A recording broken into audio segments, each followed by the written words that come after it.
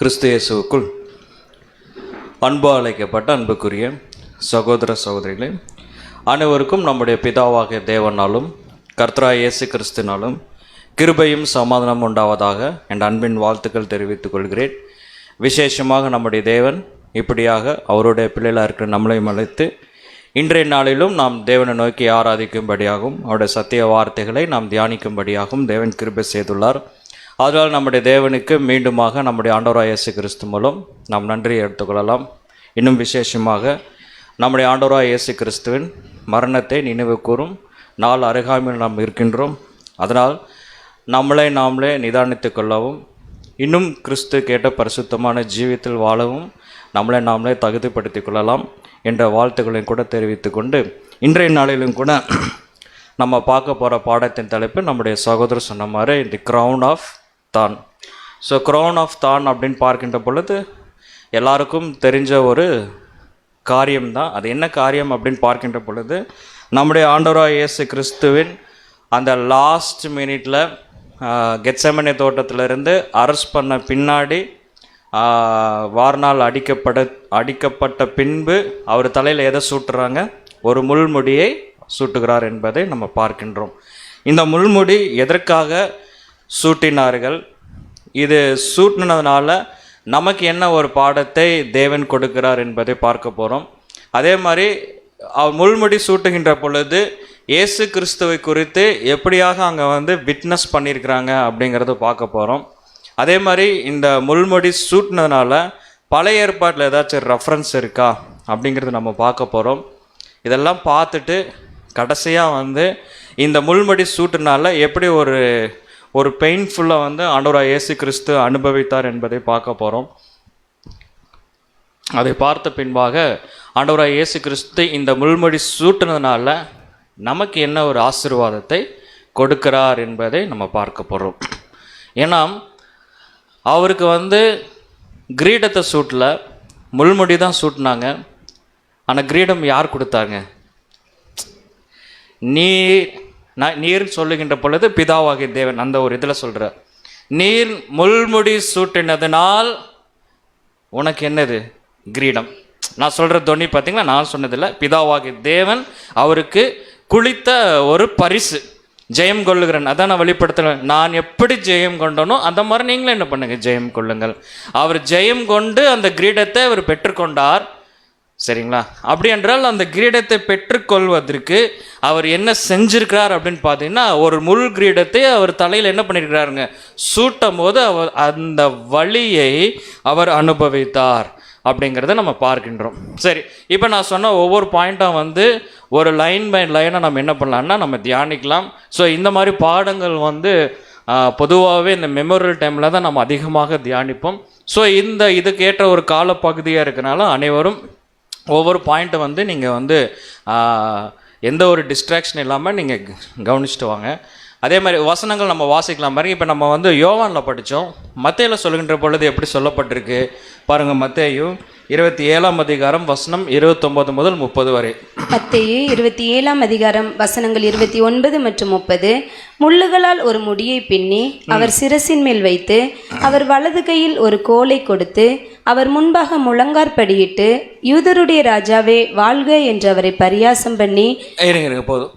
ஆக்சுவலாக இப்போ இயேசு கிறிஸ்துவை அந்த ரோமன் சோல்ஜர்ஸ் போர் சேவர்கள் என்ன பண்ணியிருக்காங்கன்னா, முள்களால் ஒரு முடியை பின்னி, இதில் நீங்கள் நல்ல பேர் ரிசர்ச் பண்ணிங்கன்னா என்ன சொல்லுகிறாருன்னு பார்த்தீங்கன்னா, முள்களால் ஒரு முடியை பின்னி அப்படின்னா முள்களால் ஒரு கேப் என்ன பண்ணியிருக்காருங்க, செஞ்சுருக்காங்க. ஆக்சுவலாக அது கேப்பு தான், ஒரு கேப் மாதிரி செஞ்சு தான் என்ன பண்ணியிருக்காங்கன்னா உள்ளே போட்டிருக்கிறாங்க. அதாவது இயேசு கிறிஸ்து தலையின் மேலே வச்சுருக்கிறாங்க. முள்களால் ஒரு முடியை பின்னி அவர் சிரசின் மேல் வைத்து, புரிஞ்சுனா அந்த கேப் மாதிரி அதை வச்சு அவர் வலது கையில் ஒரு கோலை கொடுத்து அவருக்கு முன்பாக முழங்கால் படியிட்டு என்ன சொல்கிறாங்க, யூதருடைய ராஜாவே வாழ்க என்று அவரை என்ன பண்ணியிருக்காங்க, பரியாசம் பண்ணினாங்க. அப்படின்னா இயேசு கிறிஸ்துவை இப்போ அவங்க என்ன செஞ்சிட்ருக்கிறாங்க, கிண்டல் பண்ணிகிட்டு இருக்கிறாங்க.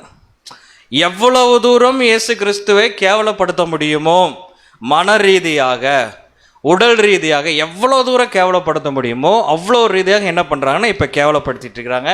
இயேசு கிறிஸ்து அதை அனுபவித்து கொண்டு இருக்கிறார். அதுக்கப்புறம் என்ன பண்ணுறாங்க, அவர் மேல் துப்பி அவர் மேலே என்ன பண்ணிக்கிறாருங்க, அந்த ஒரு சிச்சுவேஷன் ஒரு நிமிஷம் இப்போ நம்ம வீடியோலாம் இல்லை, நீங்கள் அப்படியே ஒரு இமேஜினேஷனுக்குள்ளே கொண்டு போய் பாருங்கள் எப்படி இருந்திருக்குன்னு. ஒரு மனிதனுக்கு அந்த முள்முடியை கொடுத்து ஒரு கோலை கொடுத்து அவர் முன்னாடி முழங்கால் படியிட்டு யூதரோட ராஜாவே வாழ்கன்னு சொல்லி காரி அவர் முகத்தில் துப்பும் போது அந்த சீன் எப்படி இருந்திருக்கும் நீ கொஞ்சம் மைண்டில் நீங்கள் நினச்சி பார்க்கலாம். சில நேரத்தில் நம்ம இமேஜினேஷன் தான் பண்ண முடியும். அந்த சீன் எப்படி இருந்திருக்கும், அதாவது எப்படின்னு கேட்டிங்கன்னா, ஒரு சோல்ஜர் பண்ணலையாமா, அங்கே கூடி இருந்த ஒரு 5-6 சோல்ஜர்ஸ் என்ன பண்ணியிருக்காங்கன்னா வரிசையாக வந்து ஒவ்வொருத்தராக முழங்கால் படியிட்டு யூதரோட ராஜாவே வாழ்கன்னு சொல்லி முகத்தில் என்ன பண்ணியிருக்கிறாருங்க, காரி துப்பி இருக்கிறாங்க.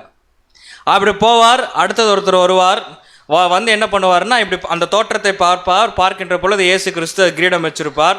கிரீடம்னா முள் கிரீடம் வச்சிருப்பார், சகப்பான அங்கேயே போட்டிருப்பார், கையில் ஒரு கோல் இருக்கும், அந்த கோலை பிடிக்கிறதுக்கு அவருக்கு பலன் இருக்காது.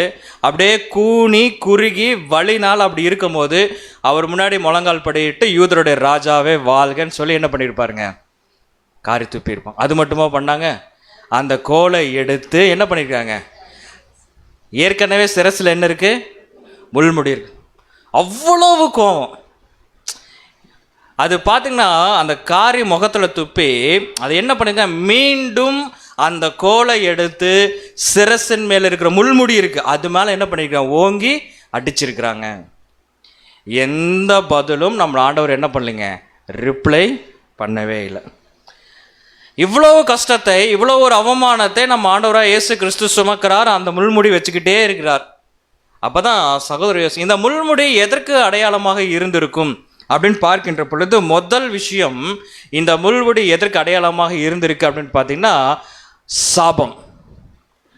இந்த சாபம், இவர் முள்முடி சூட்டினாருங்களே இவர் மேலே, காரணம் பார்க்கின்ற பொழுது இவர் முள்முடி சூட்டுவதற்கு இவர்கிட்ட எந்த ஒரு குற்றமும் இல்லை. அதுதான் நம்ம பார்க்க போகிறோம். ஒருத்தர் விட்னஸ் பண்ணார் இவர்கிட்ட குற்றம் இல்லைன்னு. இவர் வந்து முள்முடி சூட்டுவதற்கு ஒரு தகுதியானவர் கிடையாது, ஆக்சுவலாக கிடையாது. காரணம் என்னன்னா, பாவமுள்ள ஒரு மனிதன் தான் இந்த முள்முடியே சூட்டப்பட வேண்டும். இவர் தகுதியுள்ளவரே கிடையாது. ஆனால் இவர் தகுதி உள்ளவராக ஒரு பாவமாக யார் மாற்றுகிறார்னு பார்த்தீங்கன்னா பிதாவாகிய தேவன் மாற்றுகிறார். அப்போ எல்லாருடைய சாபத்தை முதல் அவர் எங்கு சுமக்கிறார் அப்படின்னு பார்க்கின்ற பொழுது கல்வாரி சிலுவையில் இல்லை. கல்வாரி சிலுவையில் சுமப்பது உண்மை என்றாலும் அதற்கு முன்பாகவே என்ன பண்ணிட்டார் பார்த்தீங்கன்னா, இந்த முள்முடியை சூற்றுகின்ற பொழுது எதை அடையாளப்படுத்துகிறாருன்னா, இந்த ஒட்டுமொத்த உலக ஜனங்களுடைய சாபத்தை நான் என்ன பண்ணுறேன், நான் சூட்டுகிறேன். அதனால தான் அவர் வந்து என்ன சொன்னார்னா, எப்படி நான் ஜெயம் கொள்ளுகிறேனோ அதே மாதிரி நீங்களும் ஜெயம் கொண்டால் நான் என்ன பண்ணுறேன், சிங்காசனத்தை தருகிறேன் அப்படின்ட்டு பாருங்க.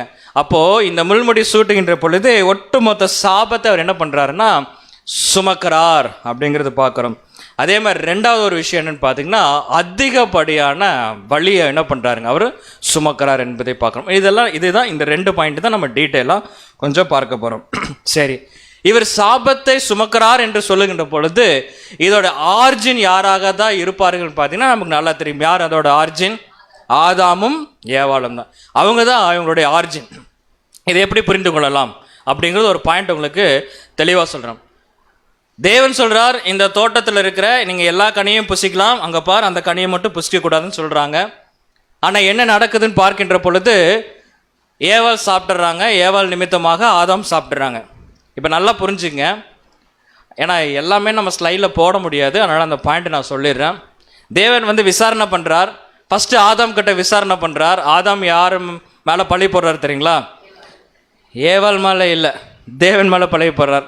நான் தனியாக தானே இருந்தேன், நான் ஏதாச்சும் ஒய்ஃப் வேணும் மனைவி வேணும் ஏதாச்சும் கேட்டேன்னா, நான் தனிமை ஏதாச்சும் சொன்னேன்னா, நீங்கள் தான் என்ன பண்ணீங்க, மனிதன் தனிமையாக இருக்கிறது நல்லதல்ல, நீங்கள் தனியாகவே இருந்திருப்பேன் இருந்தாலும் நல்லதல்லன்னு சொல்லி என்ன பண்ணிட்டீங்க, விழா எலும்புல இருந்து ஒரு சரீரத்தை உண்டு பண்ணீங்க. அந்த அம்மா கொடுத்துச்சு, அதனால் நான் என்ன பண்ணிட்டேன், நான் சாப்பிட்டேன். அந்த அம்மாவை கொடுத்தது யார்? சாத்தானா? தேவன். அப்போ நான் சாப்பிட்டதுக்கு காரணம் யார்? சரி, ஓகே ரைட், நீ எப்படியே ஏறு, ஏன்னா நீ கெட்டு போயிட்ட. இதுக்கு முன்னாடியாச்சும் கேட்டிருந்தா கரெக்டாக பதில் சொல்லியிருப்பேன். என்ன சொல்லியிருந்திருப்பேன்? நான் தான் சொல்லியிருப்பேன். இப்போ நீ கெட்டு போயிட்டேன், கொஞ்சம் அமைதி அறிஞ்சுட்டேன். அடுத்து யார்கிட்ட விசாரிக்கிறாருன்னு பார்த்தீங்கன்னா ஏவாள்கிட்ட. இந்த அம்மா பள்ளி தூக்கி யார் மேலே போட்டுச்சு? ஆதாமுக்கே பலம் கொடுத்துச்சு, தேவன் மேலே தான் போட்டுச்சு. இங்கே பாருங்க, நீங்கள் என்ன பண்ணீங்க? நாங்கள் 2 பேர் பழம் சாப்பிடக்கூடாதுன்னு ஒரு காவல்காரர் யார் போட்டா? நாங்கள் கேட்டோமா? நாங்கள் கேட்டோமா? யார் காவல்காரர் கேட்டது போட்டது? நீங்கள் தானே போட்டீங்க. அவன் கொடுத்தா நான் என்ன பண்ணிட்டேன்? சாப்பிட்டேன். காவல்காரர் போட்டது யார்? நீங்கள் தான். அப்போ நாங்கள் சாப்பிட்டதுக்கு காரணமாரு நீங்கள் தான். நீயுமா? சரி, போ, நீ என்ன பண்ண? தனியார். அடுத்த விசாரணை தான் யாருக்கு போகிறாருன்னு பார்த்தீங்கன்னா, தேவன் அந்த சாத்தான்ட்ட போகிறான்னு சொல்லி பார்க்கணும். ஓகே, விசாரணையெல்லாம் முடிஞ்சிருச்சு. இப்போ முடிச்சுட்டு தேவன், அவருக்கு தெரியுமில்ல, அவன் சொன்னால் உனக்கு எங்கே புத்தி போச்சு, நீ ஏன் என்ன பண்ண? சாப்பிட்ட. ஒரு பனிஷ்மெண்ட் கொடுக்கின்ற பொழுது அவர் ஆதாமுக்கு ஒரு பனிஷ்மெண்ட் கொடுக்குறார். அந்த பனிஷ்மெண்ட் என்னன்னு பாருங்க. ஆதியாகமம் 3ஆம் அதிகாரம் வசனம் 18 முதல் 19 வரை. ஆதியாகமம் 3ஆம் அதிகாரம் வசனங்கள் 18 மற்றும் 19. அது உனக்கு முள்ளும் குறுக்கும் முளைப்பிக்கும், வெளியின் பயிர் வகைகளை புசிப்பாய். நல்லா புரிஞ்சுங்க. அது உனக்கு என்ன கொடுக்குமாமா? முள்ளும் குறுக்கும் முளைப்பிக்கும். என்ன ஒரு சாபம் பார்க்கின்ற பொழுது, அன்பான சகோதர சகோதரர்களே, ஆதாம் எந்த ஒரு கஷ்டப்பட வேண்டிய அவசியம் இல்லை. சகலமும் தேவன் ஆதாமுக்கு கொடுத்திருந்தார் கீழ்ப்படுகின்ற வரைக்கும். என்னைக்கு அவர் கீழ்ப்படியாமல் போயிட்டாரோ அப்பவே சொல்லிட்டார், உன் நிமித்தம் பூமி என்னவா இருக்கும்? சபிக்கப்பட்டதா இருக்கும் அப்படின்னு சொல்லிட்டார். அதே மாதிரி பூமியில் நீ எப்படிப்பட்டவனாக தான் இருப்பேன்? சபிக்கப்பட்டவனாக தான் இருப்பேன் அப்படின்னு. நீ ஒருவேளை சாப்பாடு சாப்பிட வேண்டும் என்றால், நீங்கள் நல்லா புரிஞ்சுக்கங்க, ஒருவேளை சாப்பாடு நீ சாப்பிட வேண்டும் என்றால் நீ உட்கார்ந்த இடத்துல எல்லாம் என்ன பண்ணாது? கிடைக்காது. போய் கஷ்டப்படணும், ரொம்ப வேதனைப்படணும். அப்படி சில நேரத்தில் நீ கஷ்டப்பட்டு நீ வேலை செஞ்சாலும் நீ எதிர்பார்க்கிற உணவு அங்கே என்ன பண்ணாது? கிடைக்காது. தெரியுங்களா? இன்னைக்கு காலப்பகுதியில் நிறைய பேர்த்துக்கு வேலையே கிடைக்க மாட்டேங்குது. கிடைச்சாலும் வேலை செய்ய முடிய மாட்டேங்குது. இன்னும் வேலையோட ப்ராப்ளம்ஸ் நிறையா இருக்குது. வேலை போய் இடத்துல செஞ்சோம்னா அங்கே நிம்மதியாக வேலை செய்ய முடியாது. ஒரே ப்ரெஷரு, ஒரே டார்ச்சரு, சாப்பிட்றது ரொம்ப கஷ்டமாக இருக்குது. காரணம் என்ன அப்படின்னா, ஆர்ஜின் எங்கே இருக்குங்க? இங்கே இருக்குது. யாரும் நிம்மதியாக வேலை செய்ய முடியாது. ஒரு நிம்மதியாக யாரும் என்ன பண்ண முடியாதுங்க? பிஸ்னஸ் பண்ண முடியாது. எல்லாத்தோட தலைகள் மேலும் என்ன இருக்குன்னு பார்த்தீங்கன்னா, சாபம் சாபம் சாபம். தேவன் சொல்றார், அது உனக்கு என்ன கொடுக்குமாமா? முள்ளும் குறுக்கும். நீ சாபத்தை பெற்றுக்கொண்டாய் ஆதாம், நீ சாபமாக இருப்பாய். உங்ககிட்ட ஜென்ரேஷன் வருது பார்த்தியா, அது எல்லா குழந்தைகளும் ஜென்ரேஷன் தான் இருக்கும், சாபமாக தான் இருக்கும். தொடர்ந்து வாசிப்போம். வெளியின் பயிர் வகைகளை புசிப்பாய். நீ பூமியிலிருந்து எடுக்கப்பட்டபடியால் நீ பூமிக்கு திரும்ப மட்டும் உன் முகத்தின் வேர்வையால் ஆகாரம் புசிப்பாய்.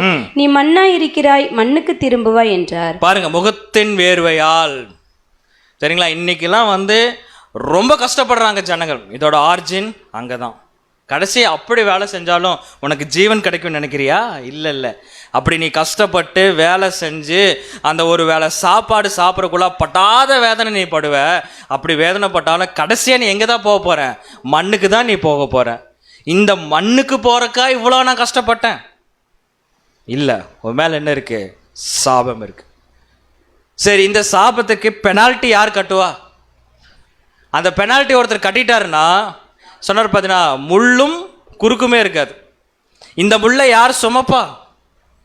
இந்த பெனால்ட்டி யார் கட்ட முடியும் அப்படின்னா, கண்டிப்பாக ஆதாம் ஜென்ரேஷன் என்ன பண்ண முடியாதுங்க.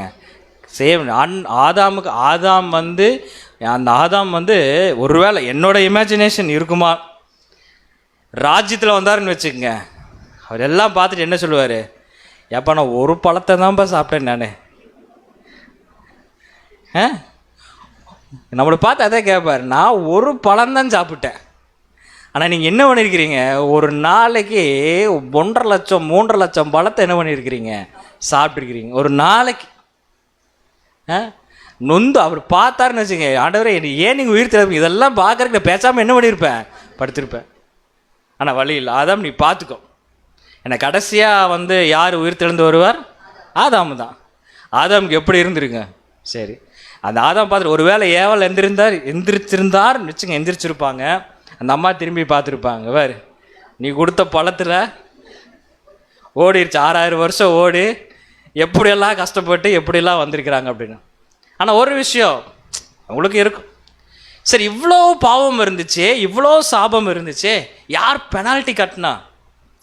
யார் கட்ட முடியும்?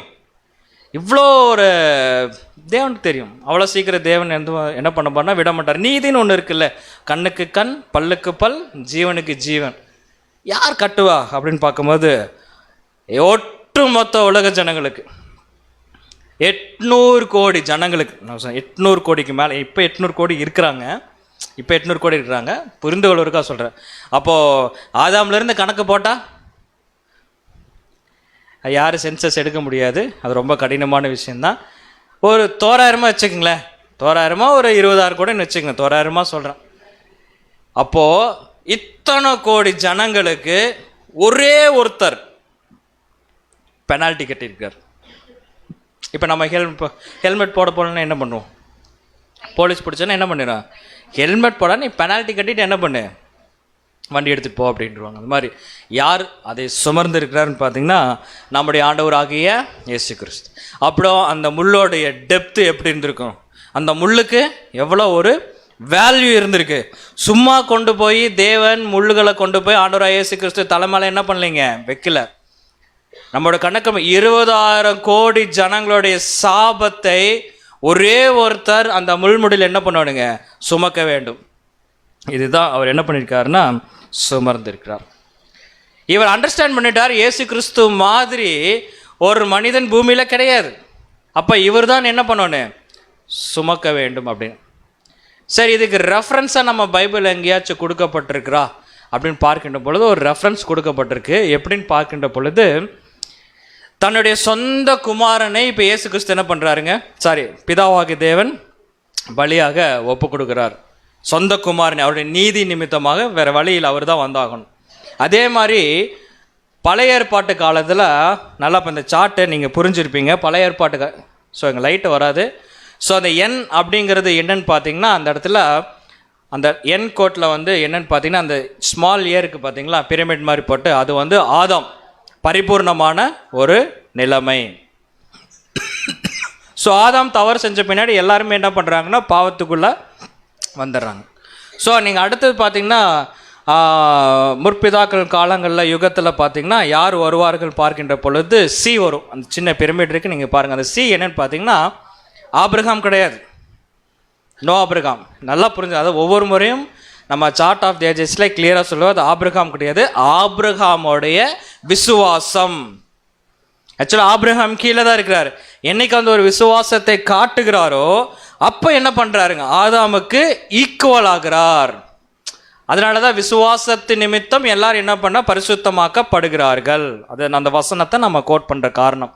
அப்படின்னு பார்க்கின்ற பொழுது ஆபிரகாம் எப்படி அந்த விசுவாசத்துக்குள்ள வந்தார் அப்படின்னு பார்க்கின்ற பொழுது தன்னுடைய ஒரே குமாரனை அவர் என்ன பண்ணுறாருங்க, பலி கொடுத்தார். சரிங்களா? எங்க இருக்கு? ஆதியாகமம் 22ஆம் அதிகாரம் 2ஆம் வசனம் வாசிப்போம். ஆதியாகமம் 22ஆம் அதிகாரம் 2ஆம் வசனம். அப்பொழுது அவர், உன் புத்திரனும் உன் ஏகசுதனும் உன் நேச குமாரனுமாகிய ஈசாக்கை நீ இப்பொழுது அழைத்து கொண்டு மோரியா தேசத்துக்கு போய் அங்கே நான் உனக்கு குறிக்கும் மலைகள் ஒன்றின் மேல் அவனை தகன பலியாக பலியிடு என்றார். நல்லா புரிஞ்சுக்கலாங்க. இதுல என்ன பலி அவர் கேட்டிருக்காருன்னு பாத்தீங்கன்னா தகன பலி. ஆக்சுவலாக தகன பலிங்கிற ஒரு கான்செப்ட் வந்து எப்போ அதிகமாக இருந்துச்சுன்னு பார்த்தீங்கன்னா இஸ்ரேல் ஜனங்களுக்கு மோசே நியாயப்பிரமாணத்தை வாங்கின பின்னாடி தான். சரிங்களா? அந்த மொசைக் லா அப்படின்னு சொல்லுவாங்க. அப்போ தான் இந்த தகன பலியோட கான்செப்ட் வந்து அதிகமாக இருந்துச்சு. ஆனால் தேவன் இந்த தகன பலியை முன்னாடியே யார்கிட்ட கேட்டிருக்கிறாருங்க, ஆபிரகாம்கிட்ட கேட்டிருக்கிறார். இது வந்து ஒரு அங்கீகரிப்பு, இது தேவனை கேட்ட பலி, ஒரு அங்கீகரிப்பு, அதுதான் தகன பலி. இன்னொரு வார்த்தை சொல்லுகின்ற பொழுது சர்வாங்க தகன பலின்னு கூட நம்ம என்ன பண்ணலாங்க சொல்லலாம். ஒரு ஆசீர்வாதத்தை நான் கொடுத்துட்டேன், இந்த பலியை நான் அங்கீகரிக்கிறேன் அப்படிங்கிறதுக்கு கொடுக்குற பலி தான் என்னதுங்க, தகன பலி. இப்போ ஆபிரகாமுக்கு என்ன டெஸ்ட்னு பார்க்கின்ற பொழுது தேவன் என்ன சொல்றார், உன் புத்திரனும் ஏகசுதனும் நேசகுமாரனும் ஆகிய ஈசாக்கை. அப்படி என்றால் ஆபிரகாமுடைய லைஃப்பில் விலை மதிப்பு உள்ளது என்று சொன்னால் அது என்னதுன்னு பார்த்தீங்கன்னா அவருடைய குமாரன் மட்டும்தான். ஏன்னா ஆபிரகாமுக்கு எல்லா சொத்தும் இருந்துச்சு, எது மட்டும்தான் இல்லாமல் இருந்துச்சு, குழந்தை செல்வம் இல்லாமல் இருந்துச்சு. இப்போ ஆபிரகாமுடைய முழு அன்பையும் யார் மேலே தான் வச்சுருப்பாருங்க, ஈசாக்கு மேலே தான் வச்சுருப்பார். எனக்கு தெரிஞ்சு தேவன் பரலோகத்திலிருந்து பார்த்துருப்பார். எப்படி பார்த்துருப்பாருன்னா ஆபிரகாம் அளவற்ற அன்பு யார் மேலே வச்சுருந்துருப்பாரு. வசனம் என்ன சொல்லுது, உன் ஏகசுதனா, அப்படி தானே? உன் புத்திரனா, அதுக்கப்புறம் உன் நேசகுமாரனா. ஓ, இவ்வளோ அன்பு வச்சிருக்கிறியா? என்னை விட அதிகமாக அன்பு வச்சிருப்ப போல் இருக்கு. சரி, நீ வந்து என்ன பண்ணு, பலி செலுத்து. ஆபிரகாம் இதை கேட்டவொடனே என்ன சொன்னார்? ஆண்டவரே 2 நாள் டைம் கொடுங்க, நான் ஒய்ஃப்ட்ட டிஸ்கஷன் பண்ணிட்டு அதுக்கப்புறம் வந்து சொல்கிறேன்னாரா? ஒய்ஃப்ட்ட டிஸ்கஷன் பண்ணால் என்ன பண்ண முடியாது தெரியுங்களா? ஒன்றும் பண்ண முடியாதுன்னு அவருக்கு நல்லா தெரியும். அவர் ஆதாம் இல்லை, அவர் யாருங்க? கரெக்டு தானே? அவர் ஆதாம் இல்லை, யார் இது? ஆபிரகாம். சரிங்களா? உடனே என்ன பண்ணார் தெரியுங்களா? ஒய்ஃப்டெல்லாம் சொல்லவே இல்லை. அந்த அம்மா அழுதே நம்மளை என்ன பண்ணிடு, ஆமாம், இப்படி கழுதும் கூட மூவ் ஆகாது. அதனால் என்ன பண்ணிடலான்னு சொல்லவே இல்லை. காலையில் அந்த அவர் என்ன பண்ணிட்டாருங்க, கிளம்பிட்டார். அவருக்கு நல்லா தெரியும், அவர் அண்டர்ஸ்டாண்ட் பண்ணிட்டார், நம்மளோட லைஃப், நம்மளோட வாழ்க்கையிலே நம்மக்கிட்ட விலை மதிப்பு உள்ளது என்று பார்க்கின்ற பொழுது ஒரே ஒரு செல்வம் தான், அதனுடைய குழந்தை செல்வம். அது என் தேவன் கேட்டுட்டார். இப்போ நான் என்ன பண்ண போகிறேன்? கொடுக்க போகிறேன். இப்போ பாருங்கள், என்ன ஒரு பாடம் பாருங்கள். நம்ம லைஃப்பில் பெஸ்ட் என்கிட்ட இதுதான் பிரதர், என்னோட வாழ்க்கையிலே வந்து பெஸ்ட் அப்படிங்கிறது என்னன்னு பார்க்கின்ற பொழுது ஒவ்வொருத்தருக்கும் ஒவ்வொன்றும் கண்டிப்பாக இருக்கும். தேவன் கேட்டால் அது என்ன பண்ணிடுவானுங்க நம்ம? அப்போ கேட்க முன்னாடி என்ன பண்ணிடுவானு? ஆண்டவரே, அந்த பெஸ்ட்டு நான் வச்சுருக்கிறேன் பார்த்தீங்களா, அந்த பெஸ்ட்டு கொடுத்ததே நீங்கள் தான், அது உங்களுக்கு தான் முதல்ல கொடுத்து விட வேண்டும். சரிங்களா? யோசிக்க. இது புதிய ஏற்பாட்டில் ஒரு எக்ஸாம்பிள் இருக்கா? இருக்கு. ஒரு அம்மா உடச்சி என்ன பண்ணாங்க? ஊற்றுனாங்க. இயேசு கிறிஸ்து பாராட்டினார். எங்கெங்கம் இந்த அம்மா பிரசங்கிக்கப்பட்டதோ அப்போ இவங்க செய்த காரியம் என்ன பண்ணும்? அந்த இடத்துல பிரசங்கிக்கப்படும். பரிமள தைலத்தை என்ன பண்ணாங்க? ஊட்டினாங்க. பெஸ்ட் என்ன பண்ணிட்டாருன்னா ஆபிரகாம் கொடுத்துட்டார். எங்கே பலியாக கொடுக்க வேண்டும்? மோரியா மலையில். நல்லா புரிஞ்சுக்கலாம், மோரியா மலையில். இப்போது அந்த லைனுக்குள்ளே இப்போ யார் வராருன்னு பார்த்தீங்கன்னா ஆதாம் பரிபூரணம், தப்பு செஞ்சுட்டார், கீழே போயிட்டார். அந்த லைனில் அப்புறம் யார் வரான்னு பார்த்தீங்கன்னா ஆபிரகாமுடைய விசுவாசம். இப்போ அந்த லைனில் இப்போ யார் வரான்னு பார்த்தீங்கன்னா நம்முடைய ஆண்டவராகிய இயேசு கிறிஸ்து. பாருங்க, நம்முடைய ஆண்டவராகிய இயேசு கிறிஸ்து. இவர் தேவனுக்கு எப்படிப்பட்டவராக இருந்தார்? வசனம் வாசிக்கலாம் பாருங்க. யோவான் 3:16. யோவான் 3:16. தேவன் தம்முடைய ஒரே பேரான குமாரனை விசுவாசிக்கிறவன் எவனோ அவன் கெட்டு போகாமல் நித்திய ஜீவனை அடையும்படிக்கு அவரை தந்தர்லி இவ்வளவாய் உலகத்தில் அன்பு கூர்ந்தார். இது நம்ம சில நேரங்களில் வந்து ஆண்டவராக இயேசு கிறிஸ்து மட்டும் படிச்சுட்டு போயிடுவோம் மெமோரியல் டைமில். ஆனால் ஒரு விஷயத்தை புரிந்து கொள்ள வேண்டும். இயேசு கிறிஸ்துவே இந்த பூமியில் நமக்காக கொடுத்தவர் யாருன்னு பார்த்தீங்கன்னா பிதாவாகிய தேவன். அவரை மறந்துடுவோம் மெமோரியல் டைமில். அப்படியே மனசெல்லாம் பாரமாகி கண்கள் நீர் குளமாகி அப்படியே மைண்டெல்லாம் எங்கே போகும் அப்படின்னு பார்த்தீங்கன்னா 2 சைடாக போகும். எனக்கு தெரிஞ்சு 2 சைடாக போகும். ஒன்று வந்து இப்படி செஞ்சிட்டோமே, இப்படி பேசிட்டோமே, இப்படி அப்படின்னு சொல்லிட்டு நம்மளோட ஹிஸ்ட்ரியெல்லாம் போகும். உண்மை தானே? மனிதன் என்றால் ஹிஸ்ட்ரி கண்டிப்பாக போகும். சரிங்களா? அப்படி எதுவும் போகலைன்னா ரோபோ கண்டிப்பாக போகும். அப்படியே ஹிஸ்ட்ரி போகும். ஆண்டவரே மன்னிச்சுங்க, இப்படி செஞ்சுட்டேன், வருகின்ற நாட்கள் என்ன பண்ண மாட்டேன், இப்படி செய்ய மாட்டேன், உங்களை உறந்து. ஒரு சைடு வந்து இயேசு கிறிஸ்துவின் பாடுகள் போகும். எல்லாமே இப்படி தான் போகும். இப்படி தான் நம்ம ட்ராவல். இப்படி எல்லாம் மைண்டு ட்ராவல் ஆகிட்டு இருக்கும்போது யாரும் மறந்துடுவோம்? தேவன் பாதி. அப்போ அவர் கொடுத்ததே நான் தான்ப்பா. சரி, ஒன்று தவறு ஒன்றும் இல்லை. ஏன்னா அந்த டே வந்து யாரோடைய டேன்னு பார்த்தீங்கன்னா நம்முடைய ஆண்டவராகிய இயேசு கிறிஸ்து. அந்த டே தான். சரிங்களா? சொல்கிறேன். அப்போது இந்த உலகத்தில் என்ன பண்ணியிருக்காருன்னா அன்பு கூர்ந்தார். நம்ம சகோதரர் மூத்த சகோதரர் என்ன விளக்கம் கொடுக்குறாரு பாருங்க. நான் படிக்கிறேன். God so loved. நான் மட்டும் படிக்கிறேன் பாருங்க. The love prompting man's redemption was not philo or duty love.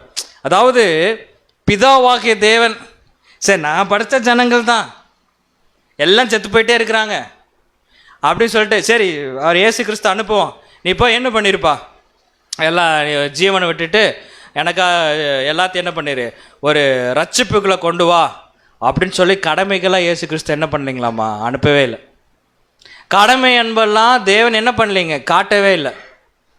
ஏதோ என்னுடைய எல்லா சூரியன் நான் சொன்னது கேட்குது, சந்திரன் கேட்குது, கடல் கேட்குது, கரப்பாம்பூச்சி கேட்குது, 8 கால் பூச்சி கேட்குது, சொல்கிறேன். ஸ்மால் இன்செக்ட்லேருந்து பெரிய பெரிய சேனைகள் எல்லாமே வந்து கேட்டிருக்கிறாங்க.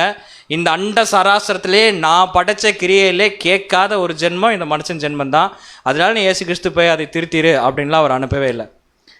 அவர் என்னோட மைண்ட் என்னன்னு பார்க்கணும் பொழுது சொல்கிற பாருங்க, இட் வாஸ் அகாப்பே. அந்த லாஸ்ட் சென்டென்ஸ் மட்டும் பிடிக்கிறேன். லாஸ்ட் சென்டென்ஸ் பாருங்க, இட் வாஸ் அகாப்பே. நம்மளால் திருப்பி கூட செலுத்த முடியாது அந்த அன்புக்கு. ஒரு உண்மையான அன்பு, எதுவும் எதிர்பார்க்காத ஒரு அன்பை யார் அங்கே கொடுத்துருக்கான்னு பார்த்தீங்கன்னா பிதாவாகிய தேவன். இப்போது அது என்ன, அந்த அன்போடைய வெளிப்பாடு தான் என்னன்னு பார்த்தீங்கன்னா, இயேசு கிறிஸ்துவை என்ன பண்ணணுங்க, கல்வாரி சிலுவையில் அங்கே பலியாக அவர் மறிக்க வேண்டும். சரி, ரைட்டு. இப்போ நம்ம என்ன பார்க்கின்ற பொழுது, ஆபிரகாம் ஈசாக்கை எந்த மலையில் பலியிட்டார்? மோரியா தேசத்தில் இருக்கிற ஒரு மலையில் என்ன பண்ணியிருக்கேன், பலி செலுத்தினார். ஆண்டவராக இயேசு கிறிஸ்து எந்த மலையில் வந்து கல்வாரி சிலுவையில் மரணம் அடைஞ்சார்? மோரியா மலையில் இருக்கின்ற, அது மோரியாங்கிறது ஒரு மலை ஏரியா, அதில் ஒரு சின்ன மலை இருக்குது.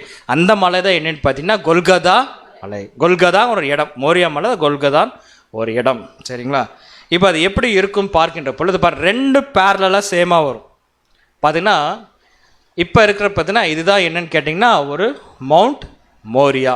இந்த மவுண்ட் மோரியாவில் தான் என்ன இருக்கும் அப்படின்னு பார்த்தீங்கன்னா அந்த கொல்கதா அப்படிங்கிற ஒரு இடம் இருக்கும்.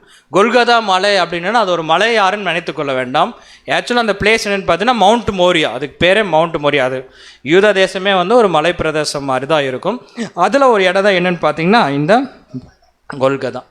இப்போ இந்த மவுண்ட் மோரியாவில் வேறு ஏதாச்சும் ஸ்பெஷலாக இருக்குன்னு பார்த்தீங்கன்னா ரெண்டு ஸ்பெஷல் ஒன்று பார்த்துட்டோம். ஒன்று என்னென்னு பார்த்தீங்கன்னா ஆபிரகாம் ஈசாக்கே பலியாக கொடுத்தது. அதே இடத்துல தான் ஆண்டவராக இயேசு கிறிஸ்து என்ன பண்ணியிருக்காருங்க, பலியாக மறிச்சிருக்கார். அதே இடத்துல தான் சாலமோன் என்ன பண்ணியிருக்காருங்க, தேவாலயத்தை அவர் என்ன பண்ணியிருக்காருங்க, கட்டியிருக்காரு. மூன்று விஷயங்கள் அங்கே தான் இருக்குது பாருங்க. ஒன்று ஆபிரகாம், ஈசாக்கு, அதுக்கப்புறம் ஜெருசலேம் டெம்பிள். பல ஆண்டுகளாக வந்து இந்த ஜெருசலேம் டெம்பிளில் தான் வந்து என்ன பண்ணியிருக்காருங்க, ஜனங்கள் வந்து ஒன்றாக கூடி அங்கே பலிகளையும் மற்ற காரியங்களையும் என்ன பண்ணியிருக்காங்க, செஞ்சுருக்கிறாங்க. மூன்றாவது என்ன கான்செப்ட் சொல்லுகின்ற பொழுது கொல்கதா மலை, அங்கே தான் ஆண்டவராக இயேசு கிறிஸ்து என்ன பண்ணியிருக்காருன்னா மரித்தார் என்பதை பார்க்கணும். இப்போ சொன்ன விஷயங்கள் நம்ம வசனத்தின் வாசிக்கலாம் பாருங்கள். 2 நாளாகமம் 3ஆம் அதிகாரம் 1ஆம் வசனம். 2 நாளாகமம் 3ஆம் அதிகாரம் 1ஆம் வசனம். பின்பு சாலமோன் எருசலேமிலே தன் தகப்பனாகிய தாவீதுக்கு காண்பிக்கப்பட்ட மோரியா என்னும் மலையில் எபூசியனாகிய ஒர்னானின் களம் என்னும் தாவீது குறித்து வைத்த ஸ்தலத்திலே கர்த்தருடைய ஆலயத்தை கட்ட துவக்கினான். அப்போ மோரியா மலையில தான் சாலமோன் என்ன பண்ணியிருக்காருன்னா தேவாலயத்தை கட்டியிருக்கிறார். யோசிச்சு பாருங்க, தேவன் எப்படியாக அங்கே திட்டம் போடுகிறாருங்க. கடைசியில் யாரோ வந்து பலி செலுத்தினாங்க, அந்த பலி எதுவுமே வந்து பூர்ணப்படவில்லை, டெம்பரவரி தான். ஆனால் இன்னொருத்தர் வந்து அதே இடத்துல பலி செலுத்த போகிறார். அவர் பலி செலுத்துகின்ற பொழுது எல்லாத்துக்கும் என்ன கிடைக்கும், ஜீவன் கிடைக்கும். பாருங்க, ஆதியாகமம் 22ஆம் அதிகாரம் 2ஆம் வசனம் வாசிப்போம். ஆதியாகமம் 22ஆம் அதிகாரம் 2ஆம் வசனம். அப்பொழுது அவர், உன் புத்திரனும் உன் ஏகசுதனும் உன் நேசகுமாரனுமாகிய ஈசாக்கை நீ இப்பொழுது அழைத்து கொண்டு மோரியா தேசத்துக்கு போய் அங்கே நான் உனக்கு குறிக்கும் மலைகள் ஒன்றின் மேல் அவனை தகன பலியாக பலியிடு என்றார். ஸோ என்னன்னு பார்த்தீங்கன்னா ஈசாக்குக்கும் அதே தான், மோரியா தேசத்துக்கு போ, அங்கே நீ என்ன பண்ண, தகன பலியாக பலியிடு அப்படின்னு. இப்போ உங்களுக்கு பிக்சர் நான் புரியும்படியாக நான் போடுறேன் இப்போ வசனங்களும். ஸோ இப்போ இருக்கிற ஒரு பிக்சர். ஸோ இந்த மவுண்ட் மோரியா மேலே தான் என்ன இருக்குதுன்னு பார்த்தீங்கன்னா இந்த ஸ்ட்ரக்சர் இப்போ இருக்கிற ஸ்ட்ரக்சர். சரிங்களா? இந்த இடத்துல உங்களுக்கு வெஸ்டர்ன் வால்னு ஒன்று இருக்குது, தெரியுதுங்களா? இது ரொம்ப ஹைட்டாக இருக்கும். இந்த வெஸ்டர்ன் வாலில் கீழே வந்து பார்த்தீங்கன்னா இது கம்ப்ளீட்டாக இங்கே யார் இருப்பான்னு பார்த்தீங்கன்னா யூத ஜனங்கள். நீங்கள் வீடியோவில் பார்க்கின்ற பொழுது ஆர்த்தடாக்ஸ் ஜூயிஸ் இருப்பாங்க, அதாவது பழம்பெரும் யூதர்கள். அவங்க என்ன பண்ணுவாங்கன்னா இந்த வெஸ்டர்ன் வாலில் போய் என்ன பண்ணுவாங்க தெரியுங்களா, முட்டி முட்டி அழுவாங்க. எதுக்கு முட்டி முட்டி அழுகிறாங்க தெரியுங்களா? எங்களுக்கு ஒரு மேசியா கொடுக்குறேன்னு சொன்னீங்கல்ல, சொல்லி இத்தனை வருஷம் ஆயிடுச்சு, என்ன பண்ணல அந்த மேசியா வரவே இல்லை அப்படின்னு. நம்ம தான் தலையில் போய் முட்டிக்கன்னு போல் இருக்கு. ஏன் வந்து போய் எத்தனை வருஷம் ஆச்சு, 2000 வருஷம் ஆச்சுன்னு. ஆனால் அது தெரியாமல் இவங்க என்ன பண்ணிட்டுருக்குறாங்க, முட்டி முட்டி அழுதுறாங்க. உங்களுக்கு ஏன் இந்த பாயிண்ட் நான் சொல்கிறேன்னா, அந்த வால் பார்க்கும்போது ரொம்ப ஹைட்டாக இருக்கும். காரணம் என்னன்னு பார்த்தீங்கன்னா அது மலை, ஆக்சுவலாக அது ரொம்ப ஹைட்டான மலை. சரிங்களா? இப்போ இந்த மசூதி வந்து யார் கண்ட்ரோலில் பார்த்தீங்கன்னா ஜோர்டன், அவங்க கண்ட்ரோலில் இருக்குது. ஏன் இந்த இதுக்குள்ளே என்ட்ராக முடியாது அப்படின்னா பிரச்சனை எதுன்னு கேட்டிங்கன்னா, ஜூயிஷ் பீப்புளுக்கு இந்த ஏரியா வேண்டாம். அவங்களுக்கு எது பிரச்சனை, இதுதான் பிரச்சனை. இதுதான் டோம் ஆஃப் ராக். என்ன டோம் ஆஃப் ராக் அப்படின்னு பார்க்கிற பொழுது இந்த இடத்துல தான் ஆபிரகாம் ஈசாக்கை என்ன பண்ணியிருக்காருங்க? பலி செலுத்தினார். சரிங்களா? இந்த இடத்துல தான் சாலமோன் என்ன பண்ணியிருக்காருங்க? ஆலயத்தை அவர் கட்டினார். இந்த டோம் ஆஃப் ராக்குக்கு இந்த சைடு இருக்குது பார்த்தீங்களா? இந்த இடத்துல தான் ஆண்டவராக இயேசு கிறிஸ்து என்ன பண்ணியிருக்காருன்னு பார்த்தீங்கன்னா சிலுவையில் அறையப்பட்டார். ஸோ இது எல்லாமே கம்ப்ளீட்டாக பார்த்தீங்கன்னா மவுண்ட் மோரியா. உங்களுக்கு நான் இன்னும் புரியும்படியாக நான் போடுறேன் பாருங்கள், அதை ஜூம் பண்ணி உங்களுக்கு. ஸோ இந்த இடத்துல தான் யாருங்க? ஆபிரகாம் ஈசாக்கை பலி செலுத்தின இடம். இந்த இடத்துல தான் நீங்கள் பின்னாடி இருக்கிறவங்க பார்த்துக்குங்க. வெஸ்டர்ன் வால் இங்கே தான் முட்டி முட்டி அழுகிறாங்க. ஸோ இங்கே டெம்பிள் இங்கே தான் கட்டப்பட்டுச்சு, இங்கே தான் பலி செலுத்தப்பட்டுச்சு. இது ஒரு மவுண்ட் மோரியா. ஸோ கரெக்டாக அந்த பிக்சர் இல்லாதனால காட்டல. கரெக்டாக இதுக்கு பேக் சைடு இங்கே ஒரு சின்ன மலை வச்சுருக்கு. இந்த இடத்துல ஆண்டவராக இயேசு கிறிஸ்து என்ன பண்ணியிருக்காருங்க? சிலுவையில் அவர் மரித்தார். அப்படின்னா இது கம்ப்ளீட்டாக இந்த சார்ட் இது பார்த்திங்கன்னா இப்போ மவுண்ட் மோரியா இன்னும் இருக்குது. ஆனால் என்னென்னா இதுக்குள்ளே நம்மளால் என்ன பண்ண முடியாதுங்க? போக முடியாது, அவ்வளோதான். இங்கே போகலாம், இந்த கொல்கதா போகலாம். இதுக்குள்ளே நம்மளால் என்ன பண்ண முடியாதுங்க? போக முடியாது. சரிங்களா? ஸோ இயேசு கிறிஸ்து இங்கே தான் மவுண்ட் மோரியாவில் மரிக்க வேண்டும். தகன பலியாக இந்த பலியை நான் ஏற்றுக்கொள்வேன் என்பதற்கு ஒரு அடையாளமாக தான் அங்கே ஏற்கனவே யார் வந்து பலி செலுத்தினாருங்க? ஆபிரகாம் ஈசாக்கு என்ன பண்ணியிருக்காருங்க? பலி செலுத்தினார். எல்லாமே தேவனுடைய திட்டமாக அங்கே இருக்குன்னு சொல்லி பார்க்க. ஓகே, தகன பலிக்கு ஏரியா ரைட் செலக்ட் பண்ணிட்டார். ஸோ அதுக்கு சரியான யாழ் பார்த்திங்கன்னா ஆண்டவராகிய இயேசு கிறிஸ்து. இப்போ நம்ம என்ன பார்க்கின்ற பொண்ணால், இப்போ இந்த முள்முடியை சூட்டுகின்ற பொழுது சிச்சுவேஷன், அந்த சூழ்நிலை எப்படி இருந்திருக்கு அப்படிங்கிறத மீண்டுமாக நம்ம படிக்கலாம். ஏற்கனவே அந்த வசனத்தின் மூலமாக நம்ம படித்தோம், மீண்டுமாக அதை நம்ம படிக்கலாம். யோவான் 19ஆம் அதிகாரம் வசனம் 1, 2, 3. யோவான் 19ஆம் அதிகாரம் வசனங்கள் 1 முதல். அப்பொழுது பிலாத்து இயேசுவை பிடித்து வாரினால் அடிப்பித்தான். ஒரே நிமிஷம் இருங்க. பிலாத்து இந்த இடத்துல நல்லா புரிஞ்சுக்கலாம். பிலாத்து மட்டும் இயேசு கிறிஸ்து மேலே ஒரு சாஃப்ட் கார்னராக இருக்கிறார். நீங்கள் நல்லா புரிஞ்சுங்க. பிலாத்து மட்டும் இயேசு கிறிஸ்து மேலே ஒரு சாஃப்ட் கார்னர் இருக்கிறார். ஏன் பிலாத்துக்கு மட்டும் தான் ஒரு சாஃப்ட் கார்னர் வந்துச்சு, மற்ற ஜனங்களுக்கு தான் அந்த ஒரு சாஃப்ட் கார்னர் வரலைன்னா? மற்ற ஜனங்கள் பொய் சொல்லி குற்றம் சாட்டுறாங்க. விசாரிக்க வேண்டியவர் யாருன்னு பார்த்தீங்கன்னா பிலாத்து தான். அவர் எப்படி விசாரித்தாலும் இயேசு கிறிஸ்து மேலே என்ன இல்லைங்க? ஒரு குற்றம் கண்டுபிடிக்கவே இல்லை. போத குறைக்கு பிலாத்து கரெக்டாக பாயிண்ட் பிடிச்சிருங்க. எல்லாத்துக்கும் வந்துடுவாங்க. அவங்க மனைவி வேறு நைட்டில் ஏதோ என்ன பண்ணிட்டாங்க? பார்த்துட்டாங்க. சும்மா பார்த்தாலே முடிஞ்சது. சொப்பனத்தில் வேறு பார்த்துட்டாங்க. பார்த்துட்டு சொல்லிட்டாங்க, நம்ம நினைக்கிற மாதிரி இவர் ஒரு சாதாரண மனிதன் அல்ல அப்படின்ட்டு. தேவையில்லாமல் ஏதாச்சும் வச்சிடாத, கை கீது வச்சிடாத, அப்புறம் பின்னாடி ஏதோ பிரச்சனை ஆயிரும். அதனால தான் கை கழுவிட்டார், வேண்டாம் அப்படின்ட்டு. இவரும் விசாரிச்செல்லாம் பார்க்குறாரு, இந்த மனுஷன் மேலே என்ன அது ஒரு குற்றம் கண்டுபிடிக்கலையேன்னு. ஆனால் வெளியே போனால் ஜனங்கள் கூக்குறிடுறாங்க, கத்துறாங்க. இவரை சிலுவையில் யாரையும் இவனை கொன்று போடுங்க அப்படின்னு சொல்லி கத்துறாங்க. வீட்டுக்குள்ளே போனால் அந்தம்மா வெளியே போய் ரிலீஸ் பண்ணுன்ட்டு. வெளியே போனால் ரிலீஸ் பண்ணக்கூடாது. நீ எவர் ஒன்றாலும் உள்ளேயும் போக முடியல, வெளியும் பண்ண முடியல. இயேசு கிறிஸ்துவோட சேர்ந்து இவரு இப்போ என்ன பண்ணுறாருங்க? கஷ்டப்படுறாரு. அவரே வந்து கேட்டுறாரு. யார் கேட்ட? இயேசு கிட்ட. ஐயா நீங்களா சொல்லிடுங்க, உள்ளே போனால் அந்தம்மா இது பண்ணுது, வெளியே வந்தால் இவங்க. ஆனால் உங்ககிட்ட எந்த ஒரு குற்றமும் இல்லையே, நான் என்னன்னு சொல்லி உங்களை நான் வந்து தண்டிப்பேன். சரி, இவங்கெல்லாம் சொல்கிற மாதிரி நீங்கள் என்ன ராஜாவா அப்படின்னா? இவராச்சும் சும்மா இருக்கல. இவர் என்ன பண்ணிட்டாரு? ஆமாம் நான் ராஜா. கேட்டிங்களா? பிலாத்து கேட்டிங்களா இவர் ராஜாவாமா அப்படின்ட்டாரு.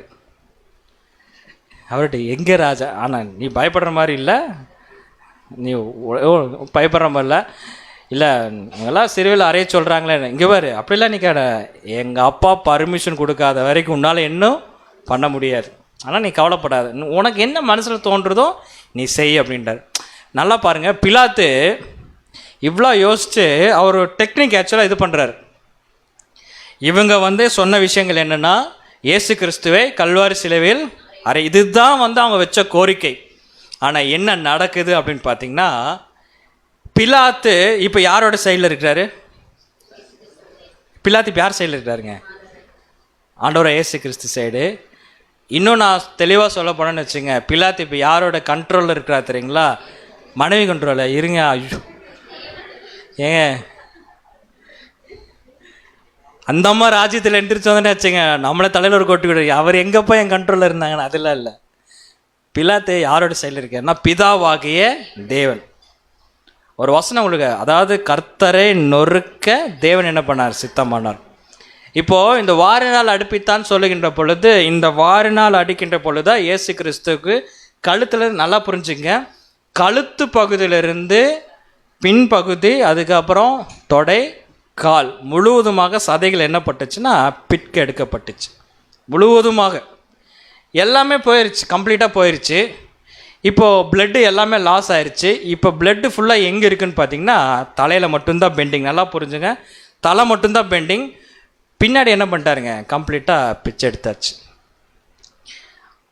பிச்சை எடுத்துட்டு அதுக்கப்புறம் அப்படி பிலாத்து முன்னாடி நின்னா அந்த காட்சியை பிலாத்துனால என்ன பண்ண முடியல? பார்க்க முடியல. தெரியுங்களா? பார்க்கவே முடியல. அப்போ என்ன பண்ணாங்களாமா? தொடர்ந்து வாசிங்க. போர்ச்சேவகர் முள்ளுகளினால் ஒரு முடியை பின்னி அவர் சிரசின் மேல் வைத்து சிவப்பான ஒரு அங்கி அவருக்கு உடுத்தி, யூதருடைய ராஜாவே வாழ்க என்று சொல்லி அவரை கையினால் அடித்தார்கள். இந்த இடத்துல துப்பினார்கள் அப்படிங்கிறது யோவான்ல ரெக்கார்ட் ஆயிருக்காது. பார்த்தா அவ்வளோ ஒரு கோரமான ஒரு காட்சி. தெரியுங்களா?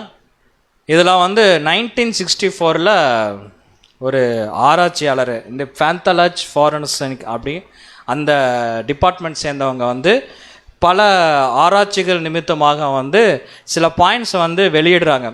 அந்த யூனிவர்சிட்டி பார்த்தீங்கன்னா இஸ்ரேலில் இருக்குது, அமெரிக்காவில் இருக்குது. அவங்க என்ன ஆராய்ச்சியாளர் சொல்கிறாருன்னா, நாம் வேதாகமத்தில் படிக்கிற மாதிரி, நாம் ஹிஸ்ட்ரியில் படிக்கிற மாதிரி இயேசு கிறிஸ்து கண்டிப்பாக இந்த வழிகளை அனுபவித்திருக்க மாட்டார்கள். காரணம் என்ன அப்படின்னு பார்க்கின்ற பொழுது, இயேசு கிறிஸ்து வசனத்தின்படி பார்க்கின்ற பொழுது இதை விடவும் ஒரு கொடூரமாக அவர் என்ன பண்ணியிருப்பார்? அனுபவித்திருப்பார். அது நம்மளால் என்ன பண்ண முடியல? ரைட்டிங்ஸில் கொண்டு வர முடியல. சரிங்களா? ரைட்டிங்ஸில் கொண்டு வர முடியல. நான் உங்களுக்கு உணர்ச்சி பூர்வமாக சொல்கிறக்காக ஒரு விஷயத்த சொல்கிறேன், யாரும் தவறாக நினைத்து கொள்ள வேண்டாம், புரிந்து கொள்வதற்காக சொல்கிறேன். இது ஒரு சாபம்தான், பட் இது புரிந்து கொள்ளலாம். ஒரு பெண்மணி ஒரு பிரசவ வேதனையில் படுகின்ற வேதனை இருக்குது பார்த்தீங்களா? அந்த வேதனையை ஒரு கணவன் பார்க்க தான் முடியுமே தவிர அந்த வேதனையை அவர்களால் என்ன பண்ண முடியாது? அனுபவிக்க முடியாது. ஜோ மனைவி கஷ்டப்படுறான்னு சொல்லி அழுகலாம், கூட சேர்ந்து அழுகலாம். ஆனால் வலி அவங்களால என்ன பண்ண முடியாது? பொறுக்க முடியாது. அதுக்கு இன்னொரு விளக்கு, அந்த வலி கூட என்ன சொல்கிறான்னு பார்த்தீங்கன்னா 45 டெல் யூனிட் அப்படின்னு சொல்லுவாங்க அந்த ஒரு கணக்கில். அதே மாதிரி இயேசு கிறிஸ்து அவர் எப்படிப்பட்ட வலிகளை அனுபவித்திருப்பார் அப்படிங்கிறத நம்ம ரைட்டிங்ஸில் எழுதலாமே தவிர அந்த வலி என்ன, அது எப்படி கஷ்டப்பட்டார் நம்மளால் என்ன பண்ண முடியாது? உணர்ந்து கொள்ள முடியாது. அது மோர் தென் 120 டெல் யூனிட்டுக்கு மேலே பெயின் அவர் என்ன பண்ணியிருப்பாருங்க? அனுபவிச்சிருப்பார். அப்படின்னா என்றால் அட் அ டைமில் ஒரு பிரசவ வலி வருது பார்த்தீங்களா? அந்த ஒரு பிரசவ வலி 3 டைம்ஸ் இன்க்ரீஸ் ஆச்சுன்னா எப்படி இருக்கும்? ஒரு டைம் இன்க்ரீஸ் ஆனாலே உயிர் போயிட்டு உயிர் வருது. சரிங்களா? உயிர் போயிட்டு உயிர் வருது. 3 டைம்ஸ் 4 டைம்ஸ் இன்க்ரீஸ் ஆச்சுன்னா எப்படி இருக்கும்? அந்த வழியை அவர் அனுபவிச்சார். இப்போ பாருங்கள், ஒரு கேவலமான ஒரு விஷயத்தை அவர் இங்கே செஞ்சுட்டு, யூதருடைய ராஜாவே வாழ்க என்று சொல்லி அவர் கையினால் அடித்துட்டு என்ன நடக்குதுன்னு ஒரு ஸ்லைடை மாற்றி போட்டேன். மன்னிச்சுங்க, திருப்பி நான் கொண்டு வரேன். அப்போ நேராக கொண்டு ஜனங்கள் முன்னாடி யார் நிறுத்துறாங்க? இப்போ பிலாத்து நிறுத்துறார் இயேசு கிறிஸ்துவ. யோவான் 19ஆம் அதிகாரம் 5ஆம் வசனம். யோவான் 19ஆம் அதிகாரம் 5ஆம் வசனம். இயேசு முள்முடியும் சிவப்பங்கியும் தரித்தவராய் வெளியே வந்தார். அப்பொழுது பிலாத்து அவர்களை நோக்கி, இதோ இந்த மனுஷன் என்றான். ராஜா அப்படியே கொண்டு நிறுத்தினார். உங்க ராஜாப்பா என்ன செய்ய வேண்டும் அப்படின்னு கேட்டார். ஜனங்கள் முன்பாக நிறுத்தும் போது நல்லா புரிஞ்சுக்கலாம், முள்முடி சூட்டு இருந்தார், சிவப்பான அங்கேயே போட்டு, ஆனால் பின்னாடி அவருக்கு சதையே கிடையாது. பிலாத்து என்ன நினச்சாருன்னா, இந்த ஒரு கோர காட்சியை பார்த்தாவது இந்த ஜனங்களை என்ன பண்ணலாம், சிப்போ பார்க்கவே முடியல, அவரை விட்டுறலாம் அப்படின்னு நினச்சிட்டு தான் பிலாத்து அந்த பனிஷ்மெண்ட் கொடுத்தார். ஆக்சுவலாக அவர் தேவன் சைடு, தேவன் தான் அடிக்க வச்சார். ஆனால் அது அவருக்கு தெரியாதுல்ல. ஜனங்கள் முன்னாடி நிற்க வச்சா ஜனங்கள் இயேசு கிறிஸ்து பார்த்துட்டு என்ன சொன்னார் தெரியுங்களா? பரபாசை விடுதலை பண்ணுங்க, அவர் என்ன பண்ணுங்க, சிலுவையில் அறைங்க அப்படின்னா. என்ன கொடூரமாக மனசு மாறிச்சு தெரியுங்களா? அப்போ ஜனங்கள் முன்பாக நல்லா புரிஞ்சுங்க, ஒரு ராஜா மாதிரி தான் மெயின் பாயிண்ட், ஒரு ராஜா மாதிரி நின்று கொண்டு இருக்கிறார். யார்? ஆண்டவராகிய இயேசு. ஆனால் ராஜா இல்லை, கிரீடம் இல்லை, என்ன இருக்குங்க? முள்முடி. உடம்பு பாவம் இல்லாமல் இல்லை, அத்தனை பாவம். பாவத்துக்கு எது அடையாளம்னு பார்த்தோன்னா தலையிலிருந்து கால் வரைக்கும் என்ன ஆயிட்டுங்க? ரத்தம் வலிஞ்சு ஓடிட்டு இருக்கு. அவரை பார்க்க முடியல. உங்களுக்கு ஏற்கனவே சொன்ன இயேசு கிறிஸ்துக்கு ஒரு கண் என்ன ஆயிடுச்சுங்க? போயிருக்கும்.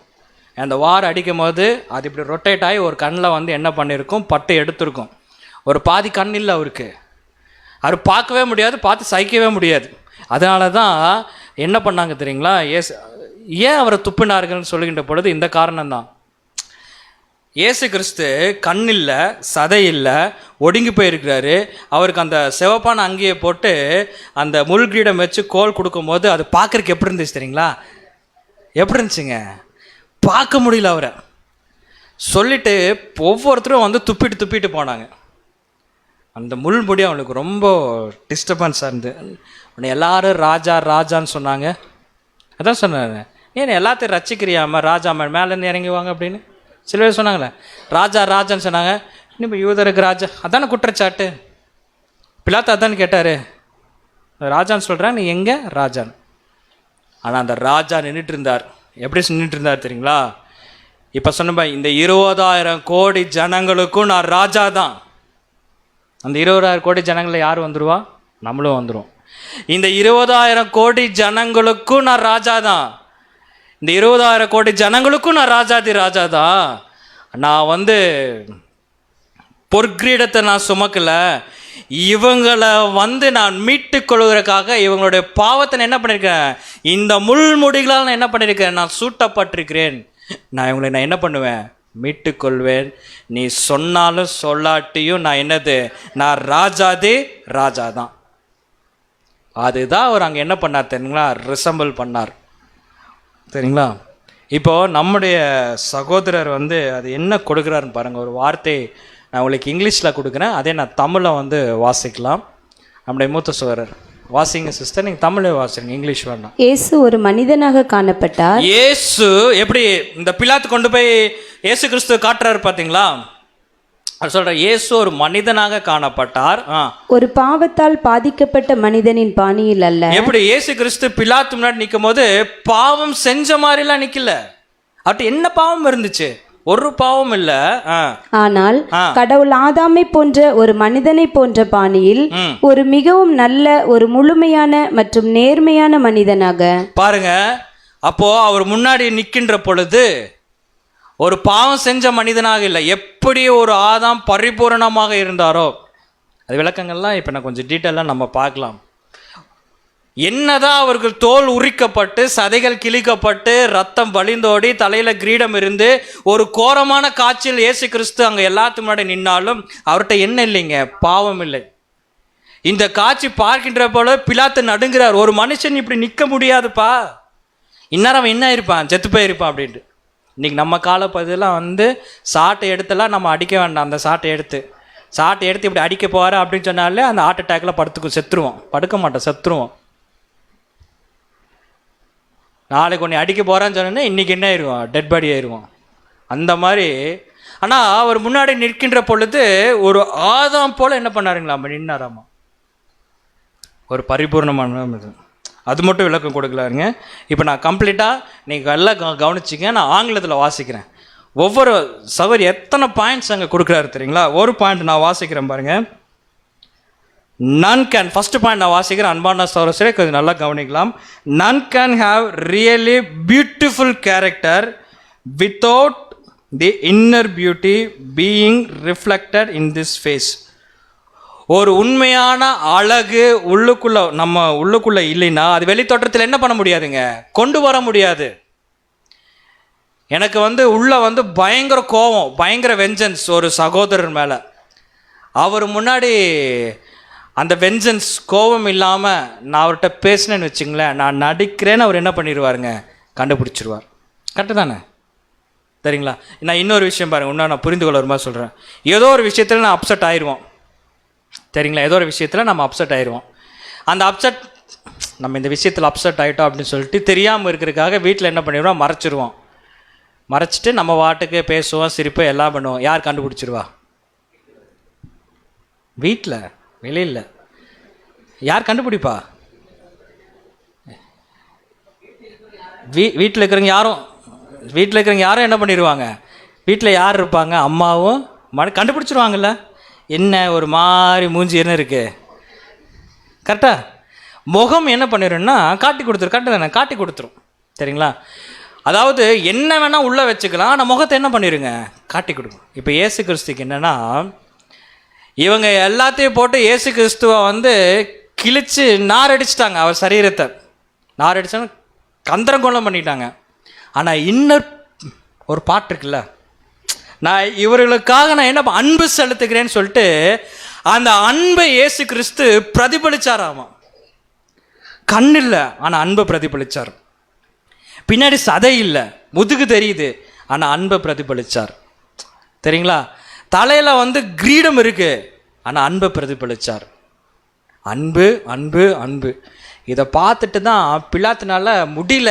என்னப்பா இவர் குற்றம் செஞ்சாரு, ஏதாச்சும் ஒன்று சொல்லுங்க, என்ன குற்றம் செஞ்சாரு ஒன்று சொல்லுங்களே, எனக்காச்சும் என்ன ஆகுது, மனசு ஆறட்டும். இந்த குற்றம் செஞ்சார், நான் சிலுவையில் அரைஞ்சேன்னு ஒன்றும் கூட சொல்ல மாட்டேங்கிறேன். இன்னர் பியூட்டி யார்கிட்ட இருந்துச்சுங்களாம்மா?